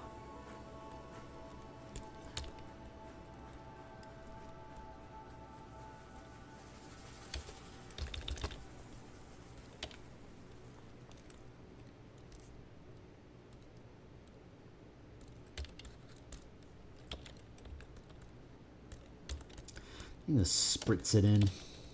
I'll break it up a little bit. But it's such a light line effect, and it has such interesting texture to it that it just adds volume. There. Like that. As long as I'm paying attention to what it's layering over, it should be pretty good. So that's already, see, that adds just a ton of just volume and information into that space. And then I'll have to do something mid-ground here, and I want to cover this rock up a little bit. But we're going to push over here to the other side. Left.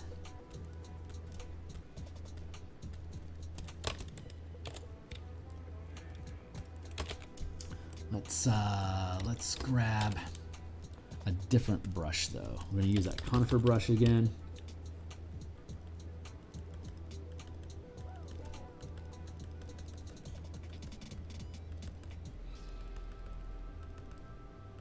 Let's push this down the page. Erase to make sure I keep my front rock clean. I can smudge at the bottom of this to push it down into the grass.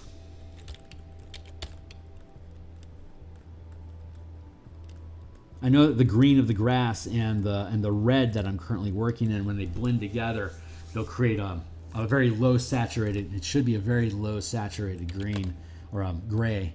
So yeah, it's very, very much lower saturation here at this point of contact, which is great because as it's in shadow, it should lose saturation. So that's appropriate physics.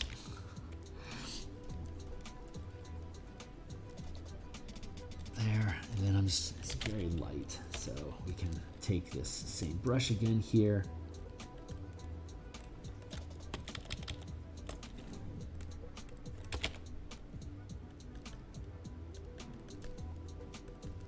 Tap, tap, tap, and then erase. Get rid of that stuff so it's not covering my rock.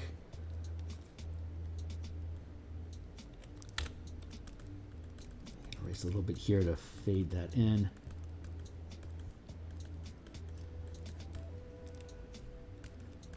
There you go.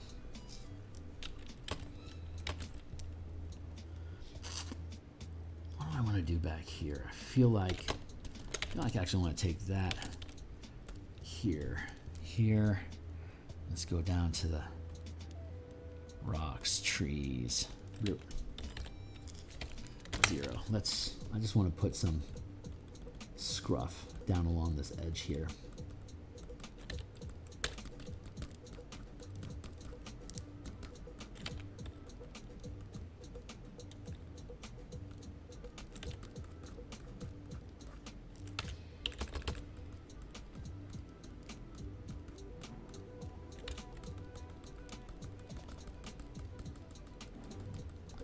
To break up that edge a little.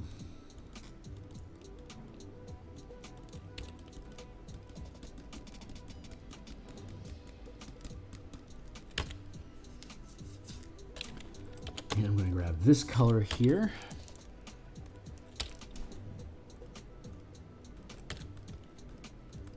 And use a low opacity, like around 30% color, so that when I'm tapping this in, it doesn't immediately overwhelm, but it starts to match. I know it's matching color with the shadow down here because that's where I just selected it from. So technically, this should help bond these two together. Use an eraser just to pull back on that a little bit.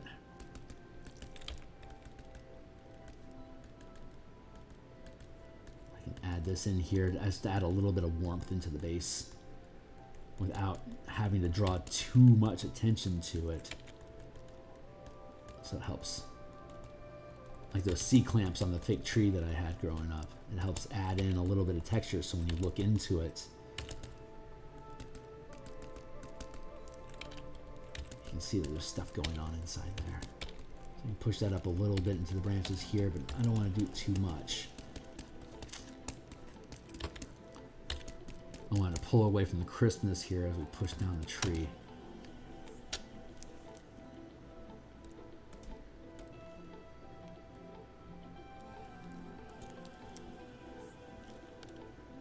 I'm going to actually merge that group. Then come through here. So I'm going to shape this down a little bit.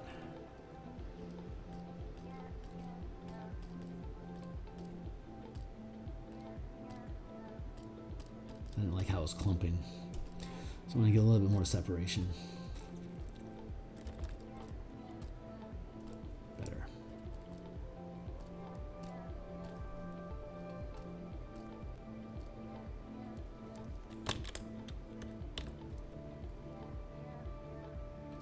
There.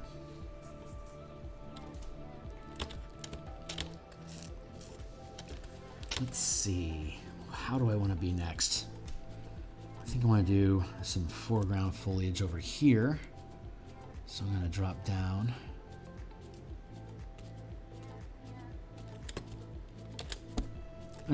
Every time I'm organizing things, I'm just dropping them into separate folders so that I can keep so I can help keep separating one from the next.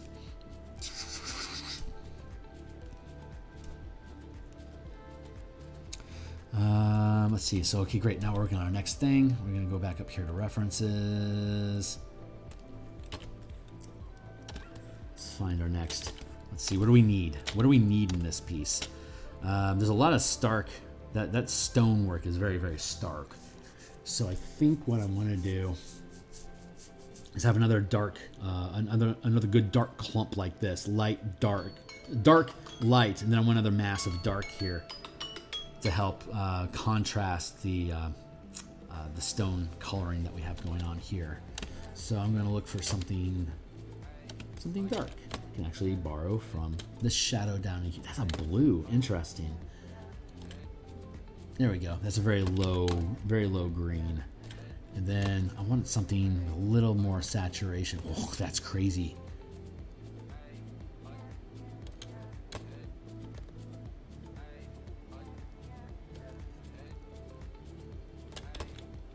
That is really, really sharp. Not enough contrast. There, that's a good one. I think we can go with that. So cool. We'll start here. We're going to just add in another. Let's see. What do we want to use? Let's use this brush again, so that we have some uniformity in the background and the foreground. So we're using a larger brush now. Let's go to 100. Very yes.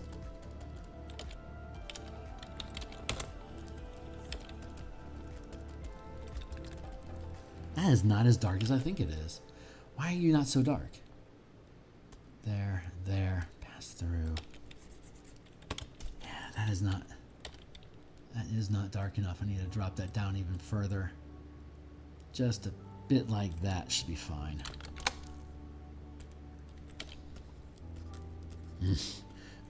Not the severity that I want. Let's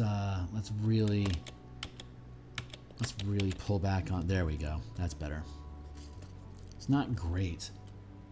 I really just want to drop that color info hard. There we go. Yeah. There we go. That feels bestest.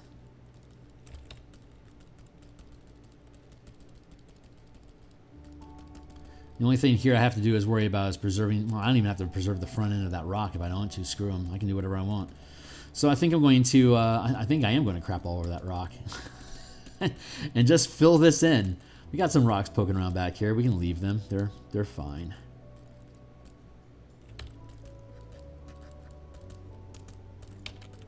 Yeah, we're just going to paint over stuff right now because that's what I'm feeling like I want to do. Make a big old mass over here. It's a big old mess of it. I like how it's driving this. This is starting to really feel a lot more fleshed out and fun. So we got a big old lump like that, and we're going to switch up our colors, and let's just dot some of this stuff in here across like that. See how this turns out.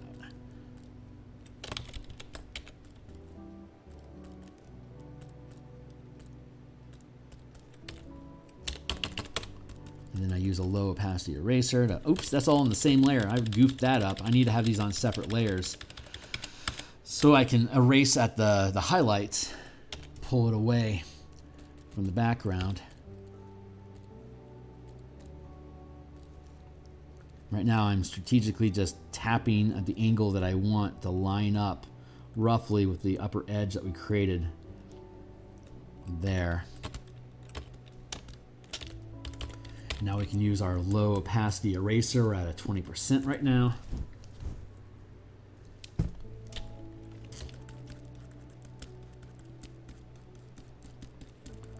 Just erase at that edge like we did before over here.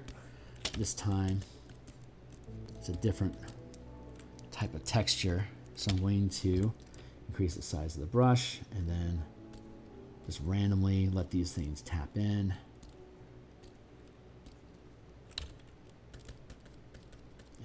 Erase at it again.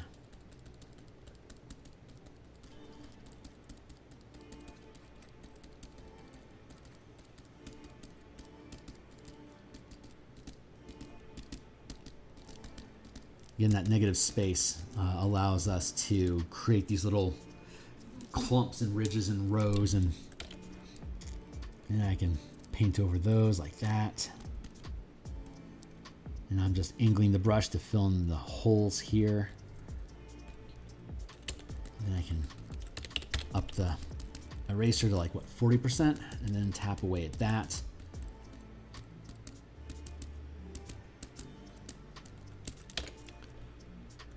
Then we can layer on again, larger brush. Just tapping at the space a little bit to round it out like that. And then I can erase again. Bob doesn't have to go through all of these extra steps because the way that he can just angle his brush and stab with different levels of different pressure to hit with larger clumps, or lighter to hit with lighter clumps, so it can have like a really a real whisper stippling back here to get lighter, smaller effects, and then use a more harsh, heavy thump of his brush to get more texture up front. But we don't have that kind of pressure control with these tools, so we simulate that by doing this layering effect of block in and then erase underneath, block in and then erase underneath, block in, erase underneath. You can see how it's pulling forward in the page as we do that. Here, and I can drop this down here like that. And then erase. There, let's create a little bit of extra density there. That's a fun little setup in there. I think I like that.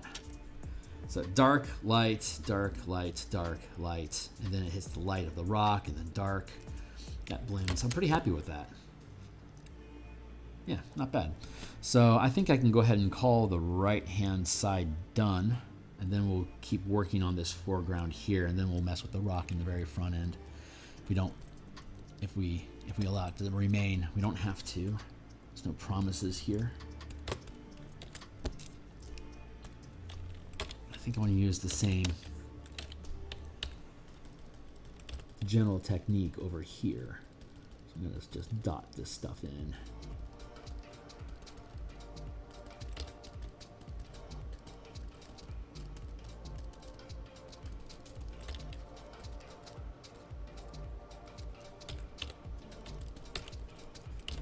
I'm going to smudge this into the train again.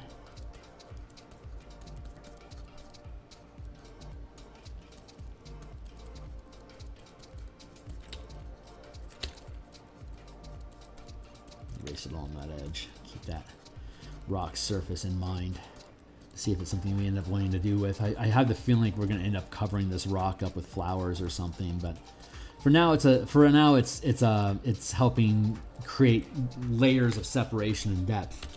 So that's what big rocks sticking out of the train is nice for. It helps create those extra step layers to help push the perspective back in the page.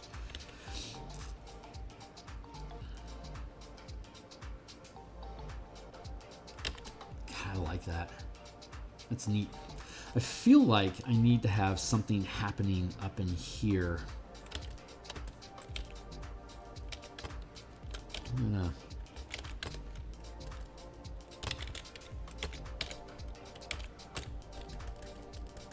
do that and then grab this color instead. My gut's telling me to be a little crazy and throw up some of this like that.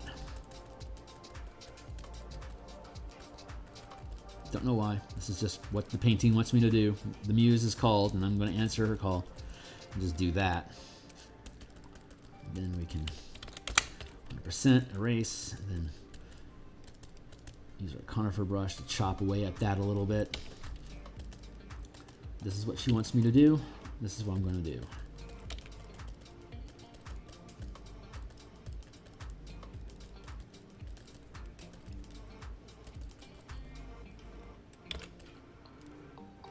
Bring it down a touch. No, I want it up here. I want it breaking that. How do I want to break that space?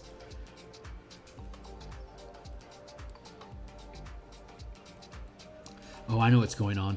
I want to create separation inside of here. I want to break up this divot a little bit. So I'm actually probably going to end up adding some trees back in there. So the fun thing about Photoshop, we can stack layers and we can push our way back in the composition to find when we find little opportunities like that pop up. So I'm going to actually chew across like this.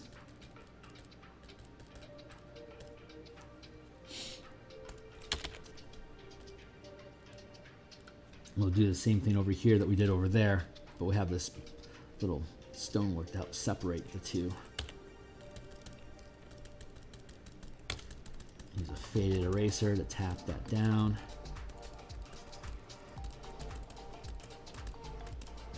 Hopefully you guys are finding this entertaining.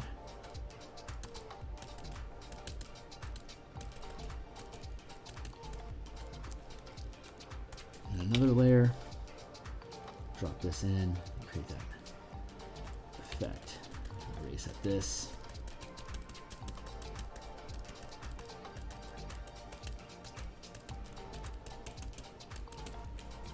Blip, blip, blip, blip, blue.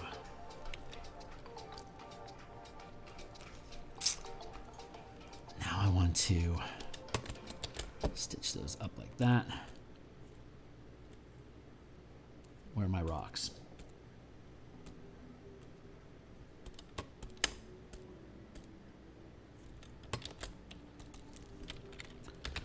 Rocks. I want to cover this rock. I'm not liking that monotone. So I'm going to actually come over here and grab some of this red, I think. And we're going to go back to our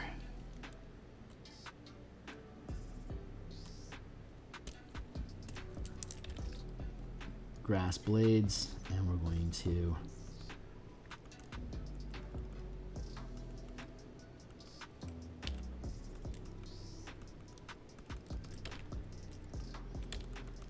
add a little bit of mossy color texture to this, and I think red is going to do a good job of pulling that out. But I'm going to erase a lot of it so it just becomes more like gritty texture on the rock instead of actually just completely changing the color. I just want to grit it up a little bit.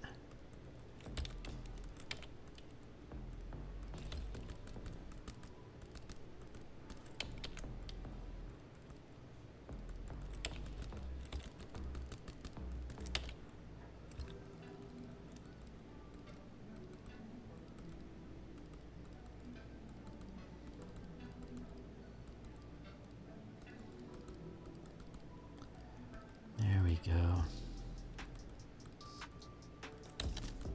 Erase that a little bit.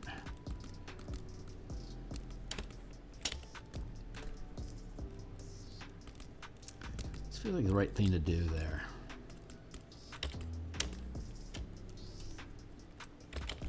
Also makes me want to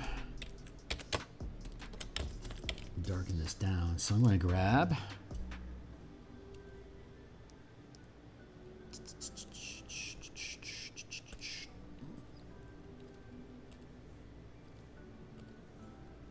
hold on. There we go. That one. Nice chisel that we built previously from the previous episode. We're using a much darker color. I'm wanting to just add a little bit of texture into the shadow so it's a little less uniform.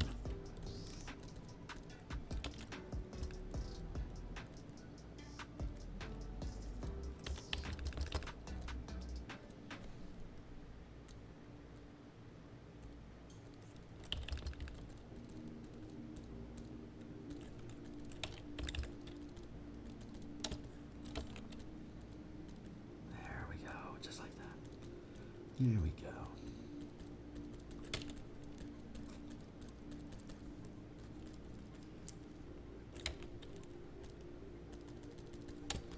I'm pretty happy with that. And here,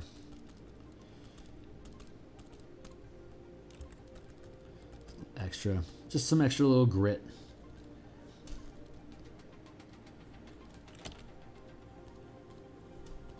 Erase. Smudge, pull at that a little bit.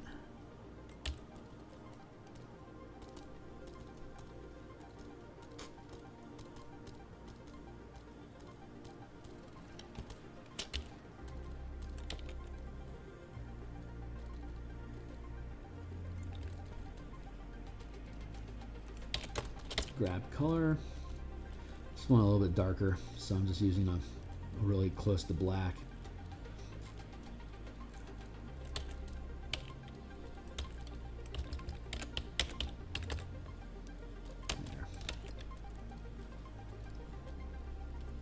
Let's be a little bit more bold.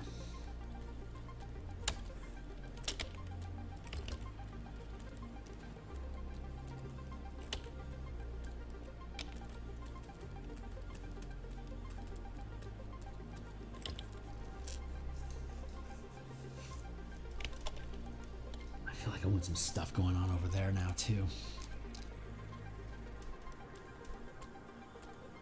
Very back, closer front, so I can drop it in right here. I can use probably this color. I'm going to switch up our brush to this random.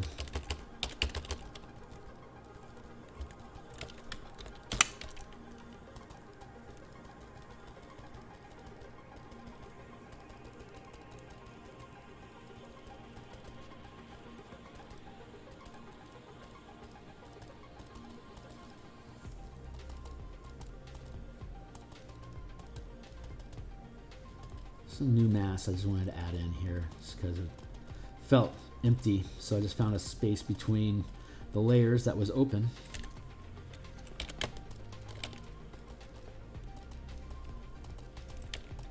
Just kind of just dropped it in.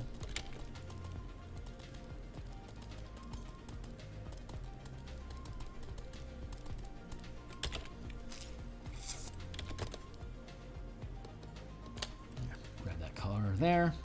Make a new layer.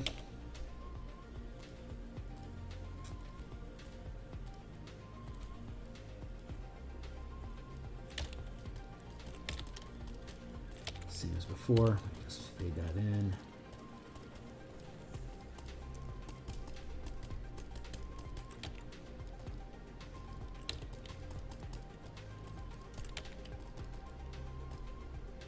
Nope, that's too intense. There we go. Keep it light.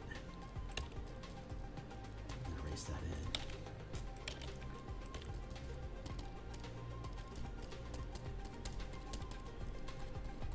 And I can erase at this bottom edge here to help create another line of separation, a thin little separation here between this stuff and here. There, neat. I'm really happy with that. It's active. Where are we at with the rocks?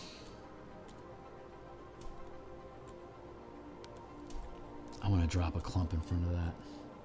There's that.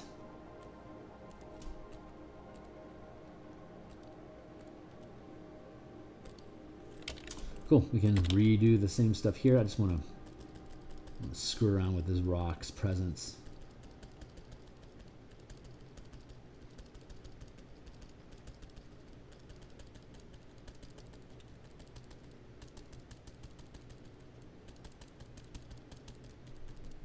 Look at that, killed that rock. Rip.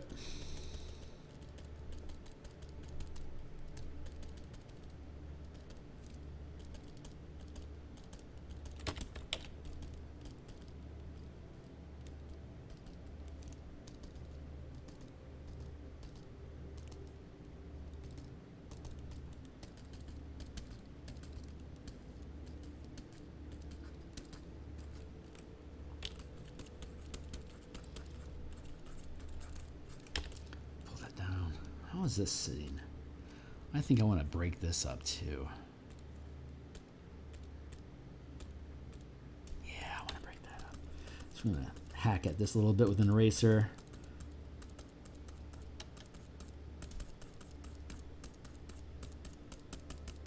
Oh yeah, absolutely.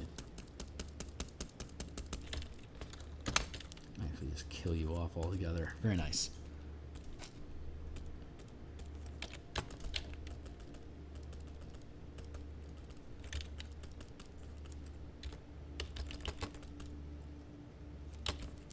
Zoom in a bit, chop, chop, chop.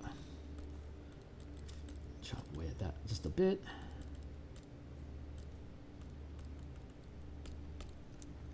I like that. That feels right. Feels really, really right. Okay, cool. So we have that mass that's dropped into the middle of the page. And now we're going to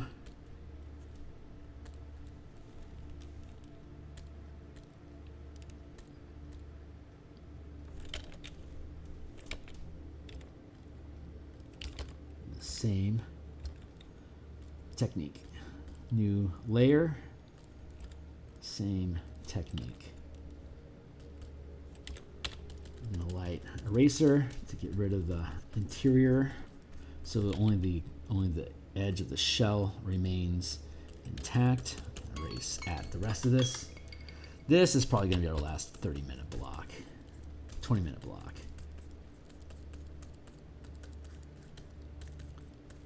Nice. See, dark, light, dark. There's like a mild separation between the two. That's good separation. This is really shaping up to be nice. I'll use another layer here, a little bit bigger brush.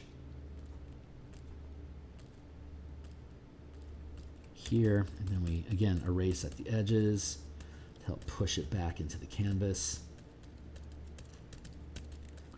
Get that level of separation. These little step effects just add density and volume to the different layers. I'm going to reduce my brush here and then add just a little waft there, and then erase almost all of that into the grit there.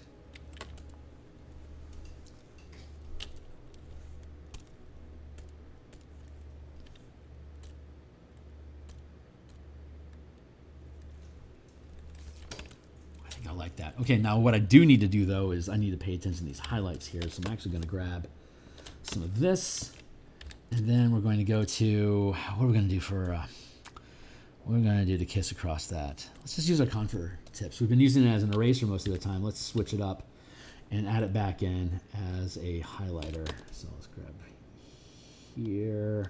Good.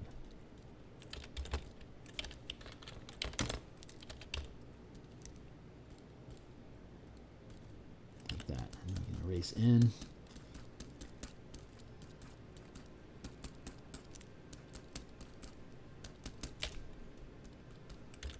Like that.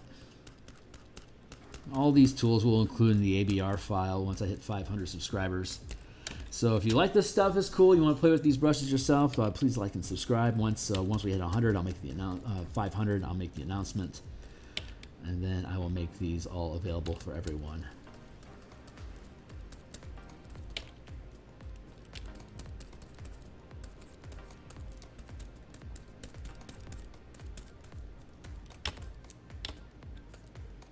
There, not bad. I love how this stuff works. It's so much fun.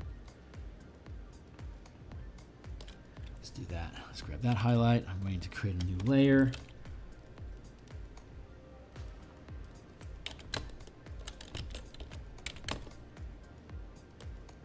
There, that's good. Erase to pull that in.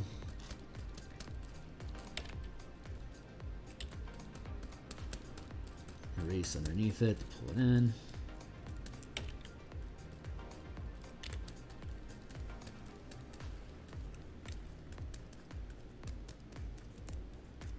Like all of this doesn't matter. Like everything below this tip doesn't matter. I can erase all of that as much as possible because it's only this top edge that I want to keep. That's where the bristliness of it, the tuftedness of it is actually at. So the rest of this color information I just delete. And when it remains, it's just like this little frond that pops up.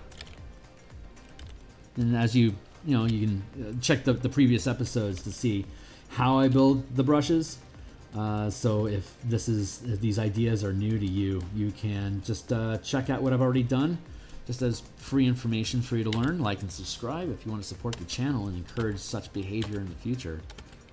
But I'm pretty happy. Hey, I gotta disappear for a minute. So AFK.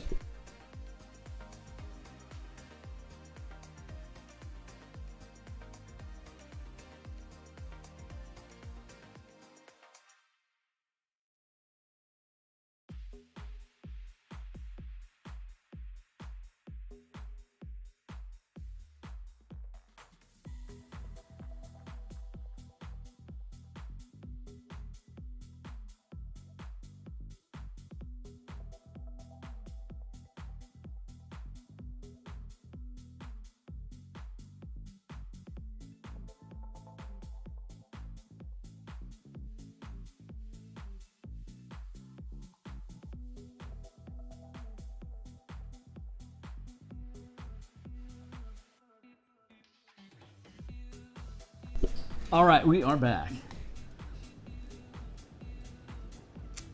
My gal reaching out to me, talking about doing brunch in a little bit. So I'm going to finish up this piece, and we can go do that. I want to add in some tree effect in here to help break up this gulch. So, hey, Chronic. Yeah, I just had to grab the phone real quick. My gal's talking about brunch with me. Nope, stream is not over, my man. I'm here for probably another 15 minutes. Sounds about right. How you doing, Chronic? I am going to... Here's our tree line here. Here's our groundwork. I am going to drop in here and create a new back line. I think I want to do something like this.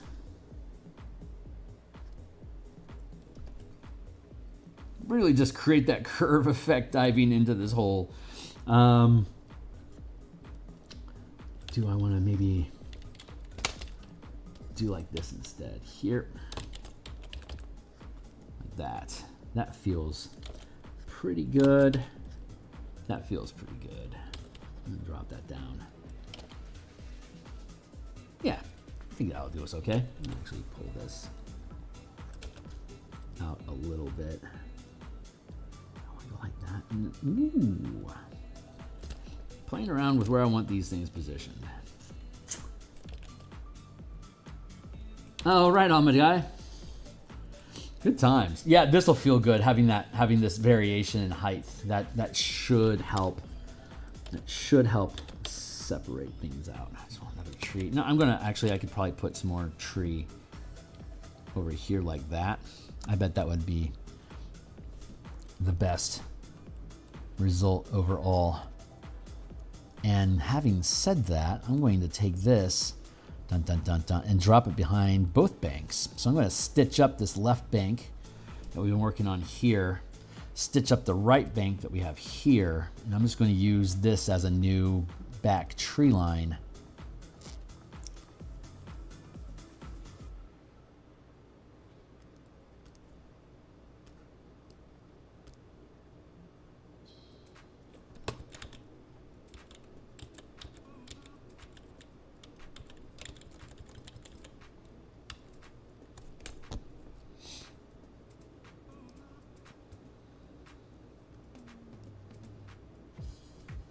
Left bank, right bank, back tree line. That's good separation.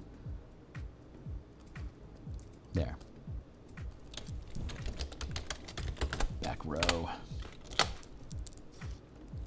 We'll see how this goes. So we're going to grab this dark color here. Let's crack out some trees.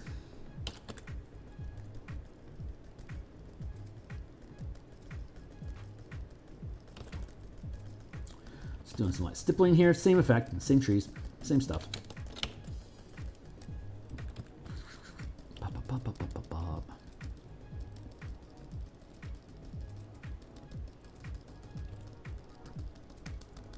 Tap, tap, tap.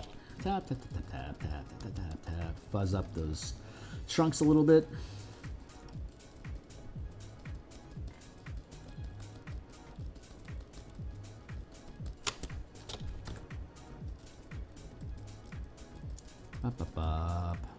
I'm going to add in these trees, and then I'm going to work this back line here on that hill to add just a little bit more greenage so it's not so barren. And then we'll probably be able to call this thing done. I'm happy with it overall. It's been a fun little lark, like hour and a half. I was in a hospital last week. I had a leg infection, cellulitis. It was a skin infection in my leg, actually. And then it caught some staph, so I had to hang out in the hospital for a few days with an IV drip in my leg up. That was boring as hell. My roommate was having his gallbladder removed, so they just had doctors in just constantly fucking around with his hole. A big, had a big hole punch in his gut as they pulled the thing out. So I get that he needed care. It just would have been nice if I had my own room so I wouldn't have to deal with it, so I can get some sleep. But oh well. If that's my biggest complaint, then, well, actually it is my biggest complaint. So cheers. Not a biggie. There, that's fuzzed up. Now we're going to create a new layer. Let's grab our conifer brush. Resize, tap it down the page. I'm going to flip it over, go in the opposite direction.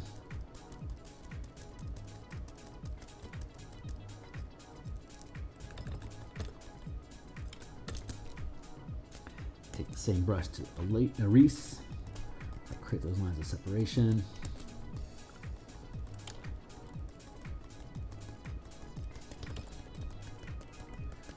Core of that foliage in. These aren't my best trees ever. Oh well. Some are awesome, some aren't, I guess.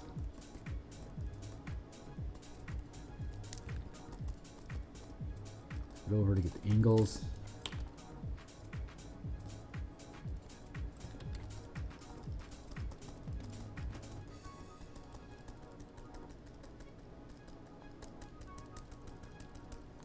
There we go. And we'll do the same here, tap to tap.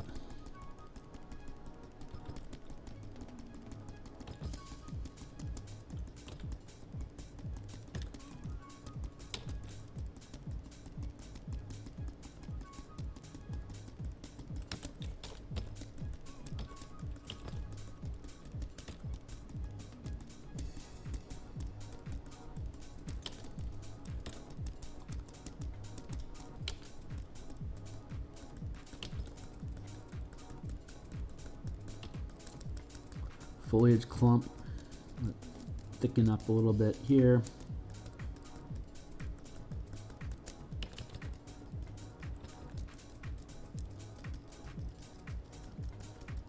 Little guy sticking out, trying to make it a life of his own. There we go, and use our eraser to get rid of things so that we can maintain a shape that we like. I spy with my eye something that is text. Give me a second, I'll catch up with you here. Just give me a second.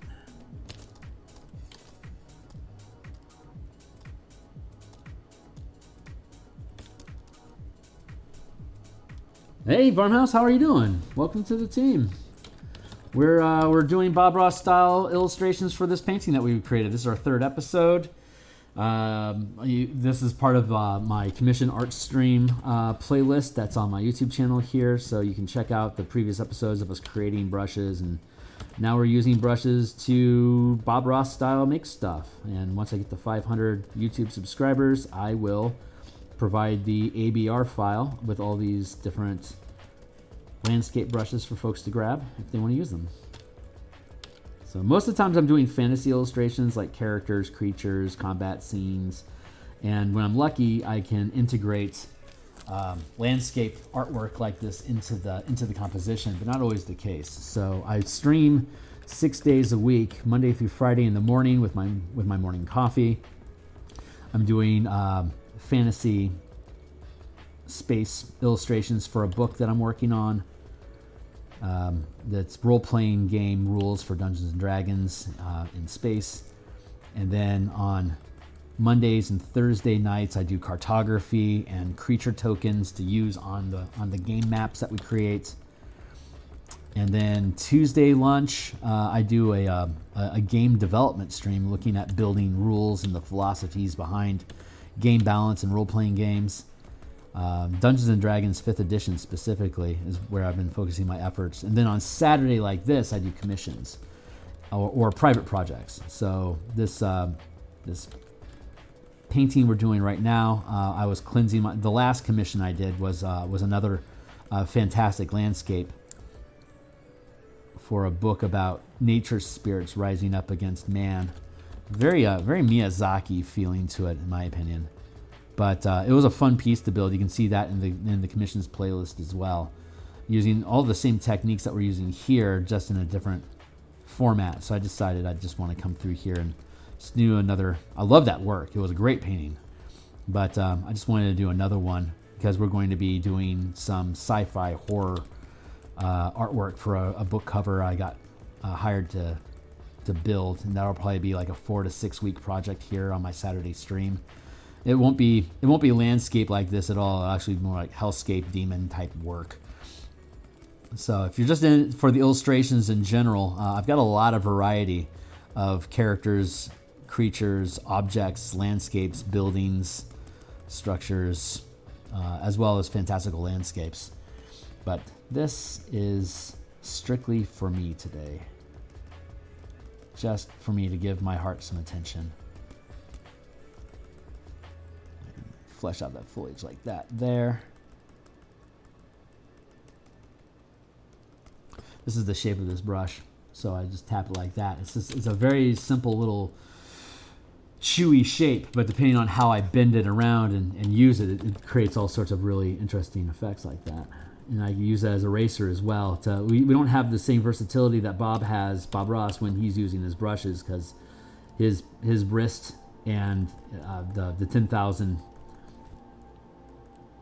horsehairs in the brushes that he uses has infinitely more complexity and diversity. So for us to be able to get anywhere close to that, we actually just use a mix of techniques of adding, and honestly it's just stippling in and erasing out, so that we're adding and removing color information as we go.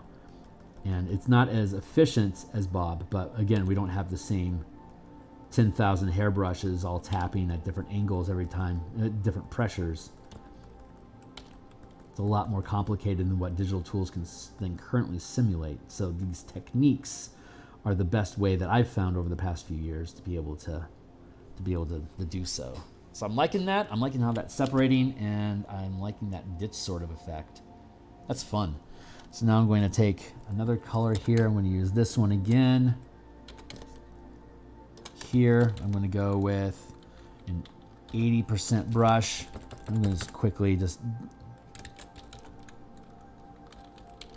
80% brush using this color. Oh, silly me. It's in the background. I wouldn't be able to see it.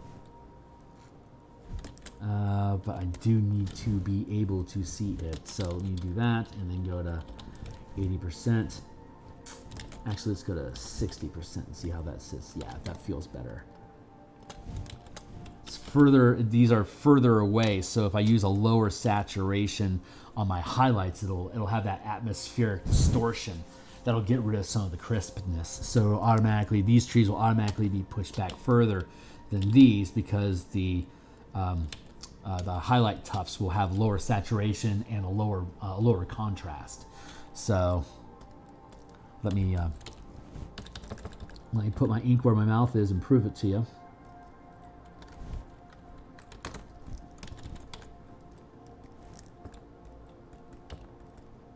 There. Just dance that stuff in there. Tap, tap, tap.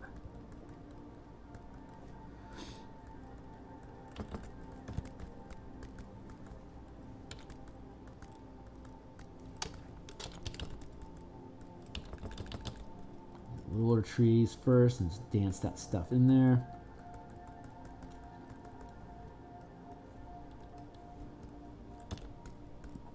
And erase at it to break it up. And use a bigger brush here in the foreground. There you go. And erase at that. Help keep it separated. There. Easy peasy. I'll do the same thing over here. The smallest one first. Just tap the highlights down. And erase at it a little bit to break it up. And tap it in. And erase to break it up. Tap it in.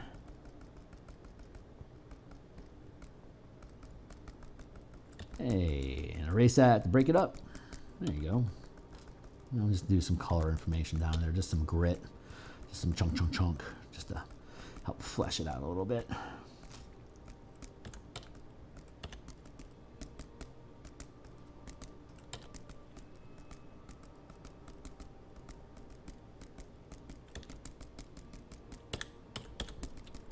I'm using a lower eraser so I can tap at some of the information without getting rid of all of it. There, I'm pretty happy with that.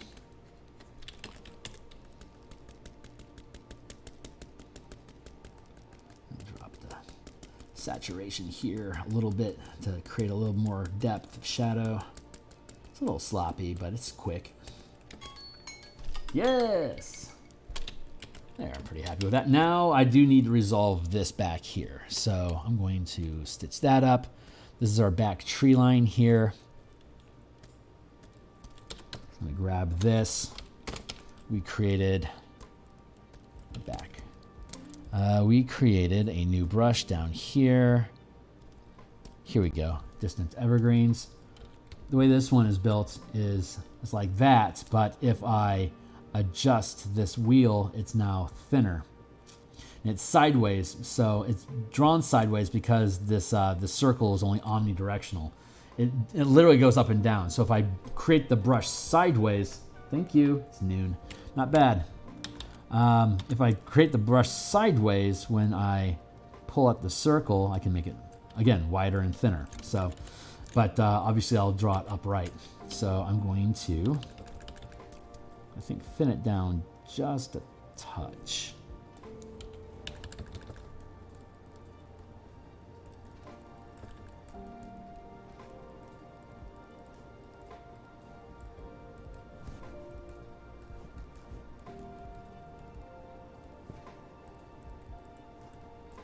Just tap some of these little tips in here so that they have a little bit of jagged separation from each other without being too dense, but also enough density so it's able to cover the back ridge, because that was what we were trying to do, was break up that hill top like this. Now I can go in and use the same brush, and we're going to smudge it in, blend it down like that. Using the same techniques that we use for this foliage up front, this brushwork, we can use the same techniques in the back line of this trees here. So we're going to blend this in to the terrain as a fade, but also to create a lighter value. This should have a sort of hazy feeling to it. Push that down like that a little bit and push this in here and push those up.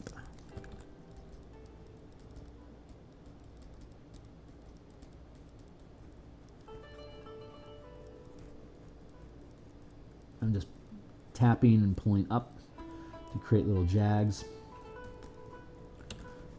Blend that in like that. Now we can create another layer on top of it and increase the size, and I'm going to change the width a little bit.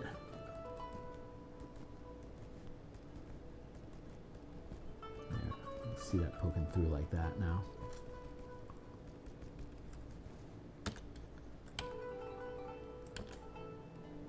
I can pull that down just a little bit to get that separation right, so you have that fade there so you can see the teeth poking through a little bit.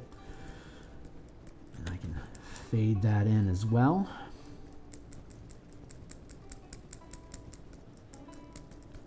Using a smudge, it doesn't really matter what smudge tool, what brush you use to smudge. Right now I've got my mountain chisel that I'm using just because that's what I had on deck last time I was smudging stuff. But the chisel's nice because I can use it to pull up to create little bits of language there. I like how that sits. That's nice. It's really, really nice.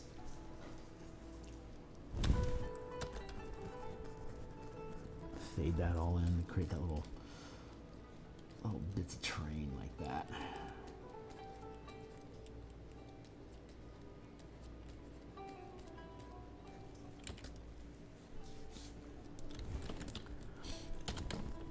I think I wanna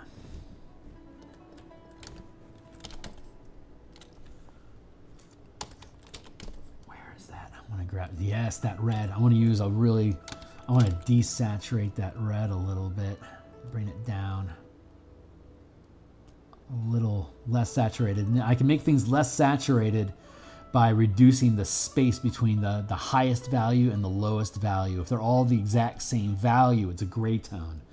But Like that's a gray tone. It's technically black, but this is a, like if I go down here, you can see over here on the RGB, you can see how it wiggles back and forth between different levels of saturation. The further back in the piece I go, the less saturated I want to be with this green. But now I'm using a red to help create, because I know that red is a contrast, even though I don't see the color, I know that red is a contrasted green. So if I have a low saturation green, red in the background, it will trick color eyes into seeing more volume than is actually there. And I can switch my brush here. It's this conifer brush again. If this goes right, yeah, I should be able to add like little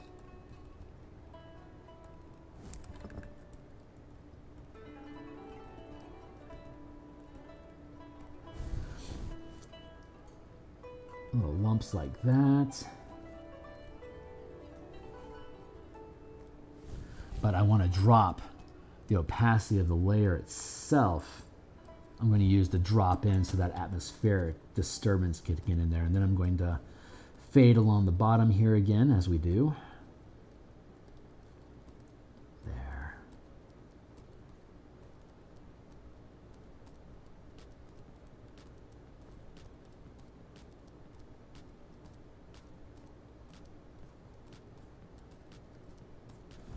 I'm going to drop that opacity a bit. Oh, oops, I fucked up. Let's take this all back, because apparently I put this on the same layer as the backline that we just created. God willing, we're within 50 strokes, so I can get rid of the entire thing. Yeah, I think we're gonna get lucky here. Luck just ran out. That's okay, we can cut. Blend this all back in. Accidents will happen. There, I want to fade that in like that. And now we can create,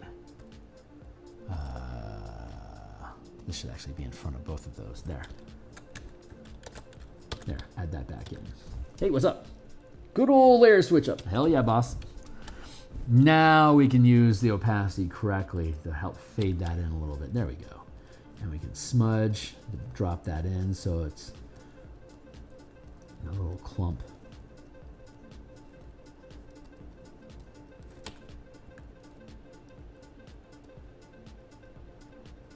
Little bumps going on inside there. It's a little different type of texture than the trees behind them to help separate the two. And to create, again, more layering. More layers, that's what we want. We don't have to have a lot of highlight on this back line here. We actually don't want any at all. And this is at a 70. I'm going to actually drop that opacity down to 60. And then I'm going to put another layer in front of that. And I'm going to take this one to 70 opacity. We're just going to step up the opacity as we keep moving forward in the line. But I don't have to go super deep into it. Just dropping this here.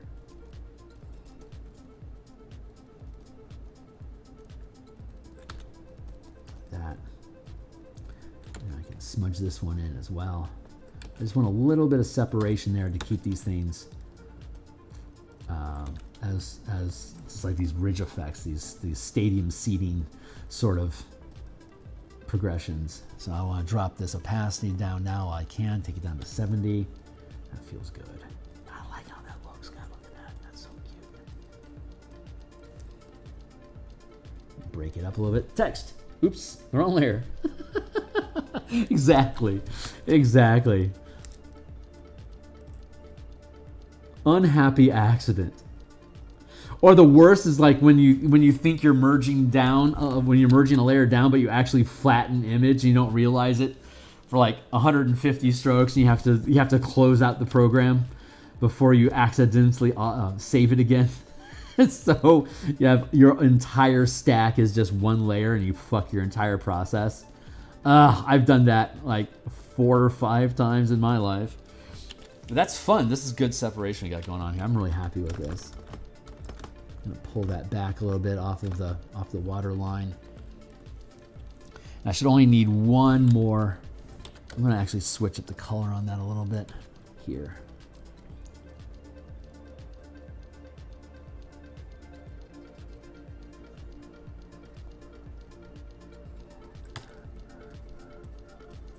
I can drop this opacity down to 80. And we'll go at 75. It's a different color. We can do that. There we go.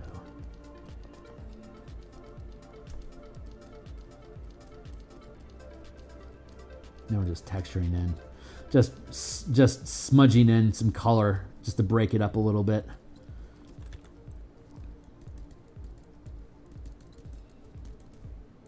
Just to break it up a bit. There. God damn, that feels good. Is there a shadow of an animal? I honestly don't know. If there is, it's completely accidental. Okay, great. So we have all that taken care of, and the next thing we need to do is, here's our water. Let's see, we have our sky there. Here's our water.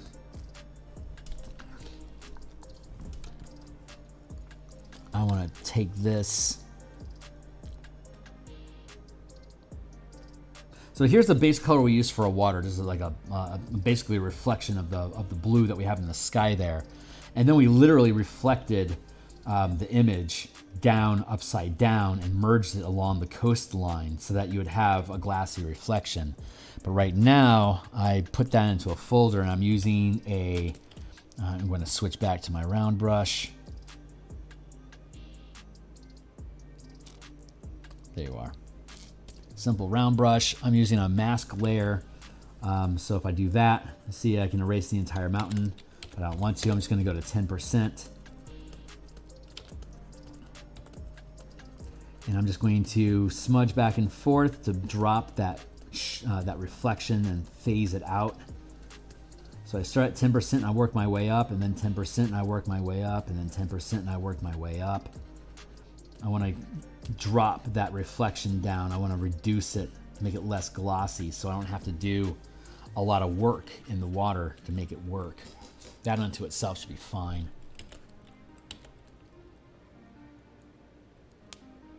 And I think I'm content with this.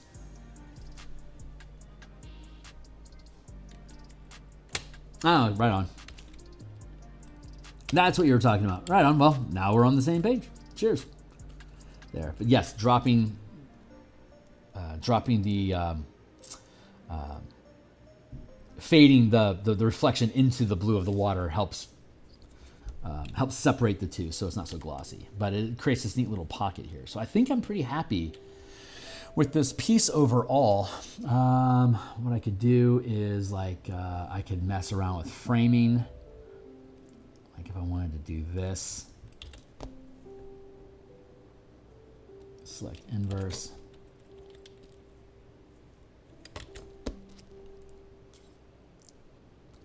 Stitch up the foreground.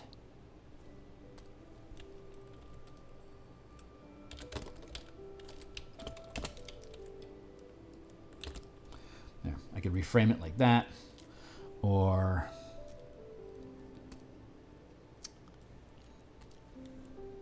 right now I'm just playing with frame. I feel like I have a lot of gap up at the top and I want to reduce it a bit, but not too much. So I'm thinking maybe something like here, and then select inverse.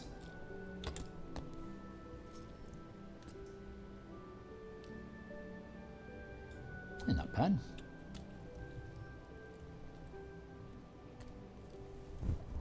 Or I could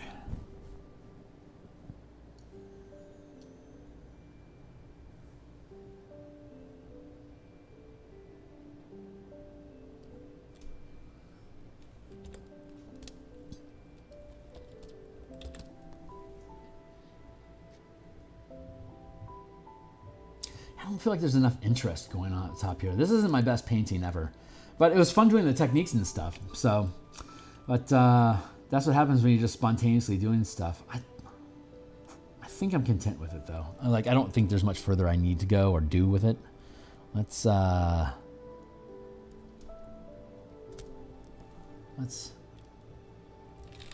duplicate that group. Fuck around with it for a second.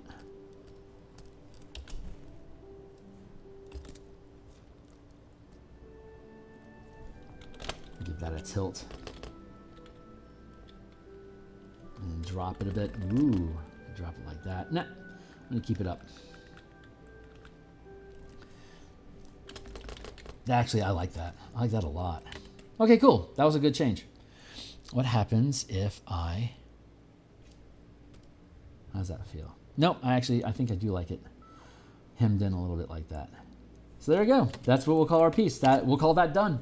So that's it for today. Again, when I get to 500 subscribers, I'll provide this brush set for free for folks to be able to pick up and use if they want for themselves. But in the last couple episodes, this is the third episode of this picture. In the first two episodes, I literally built the brushes that we were using as demonstrations of how to create brushes. So if you don't want my own brushes, but you want to have the skill set to be able to start developing your own, that information is there for you to take advantage of. But I paint 6 days a week of various stuff, as well as doing like D&D game design development. I create the books that I put them in. So if you're interested in any of this stuff or you think it's cool, like, subscribe, follow me around. So I'm here a lot. So would love to hear from you if you think this stuff is cool too. And I'm going to go ahead and kick out of here and go grab some lunch. And I hope you all have a great day. Thanks a lot. I'll post this on my Twitter. It's at Phil Kearney. Just so you have the final piece there for yourselves. Hold on. I'll just do that.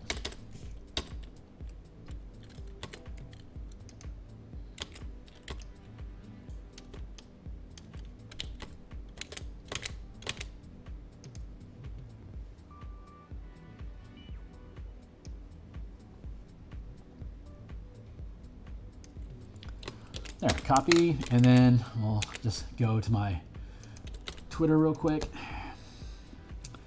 and drop down to here. Quote, results from today's live stream. There you go. Post it on Twitter. Have at it, guys.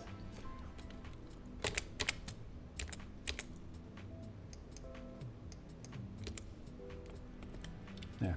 All right, so I'll see you guys on the other side, and I hope you all have a great day. I will be back on Monday morning with a cup of coffee and doing some fantasy illustrations for fantasy space stuff. So I'll see you guys then. Thanks a lot for being here, everybody. Really appreciate you.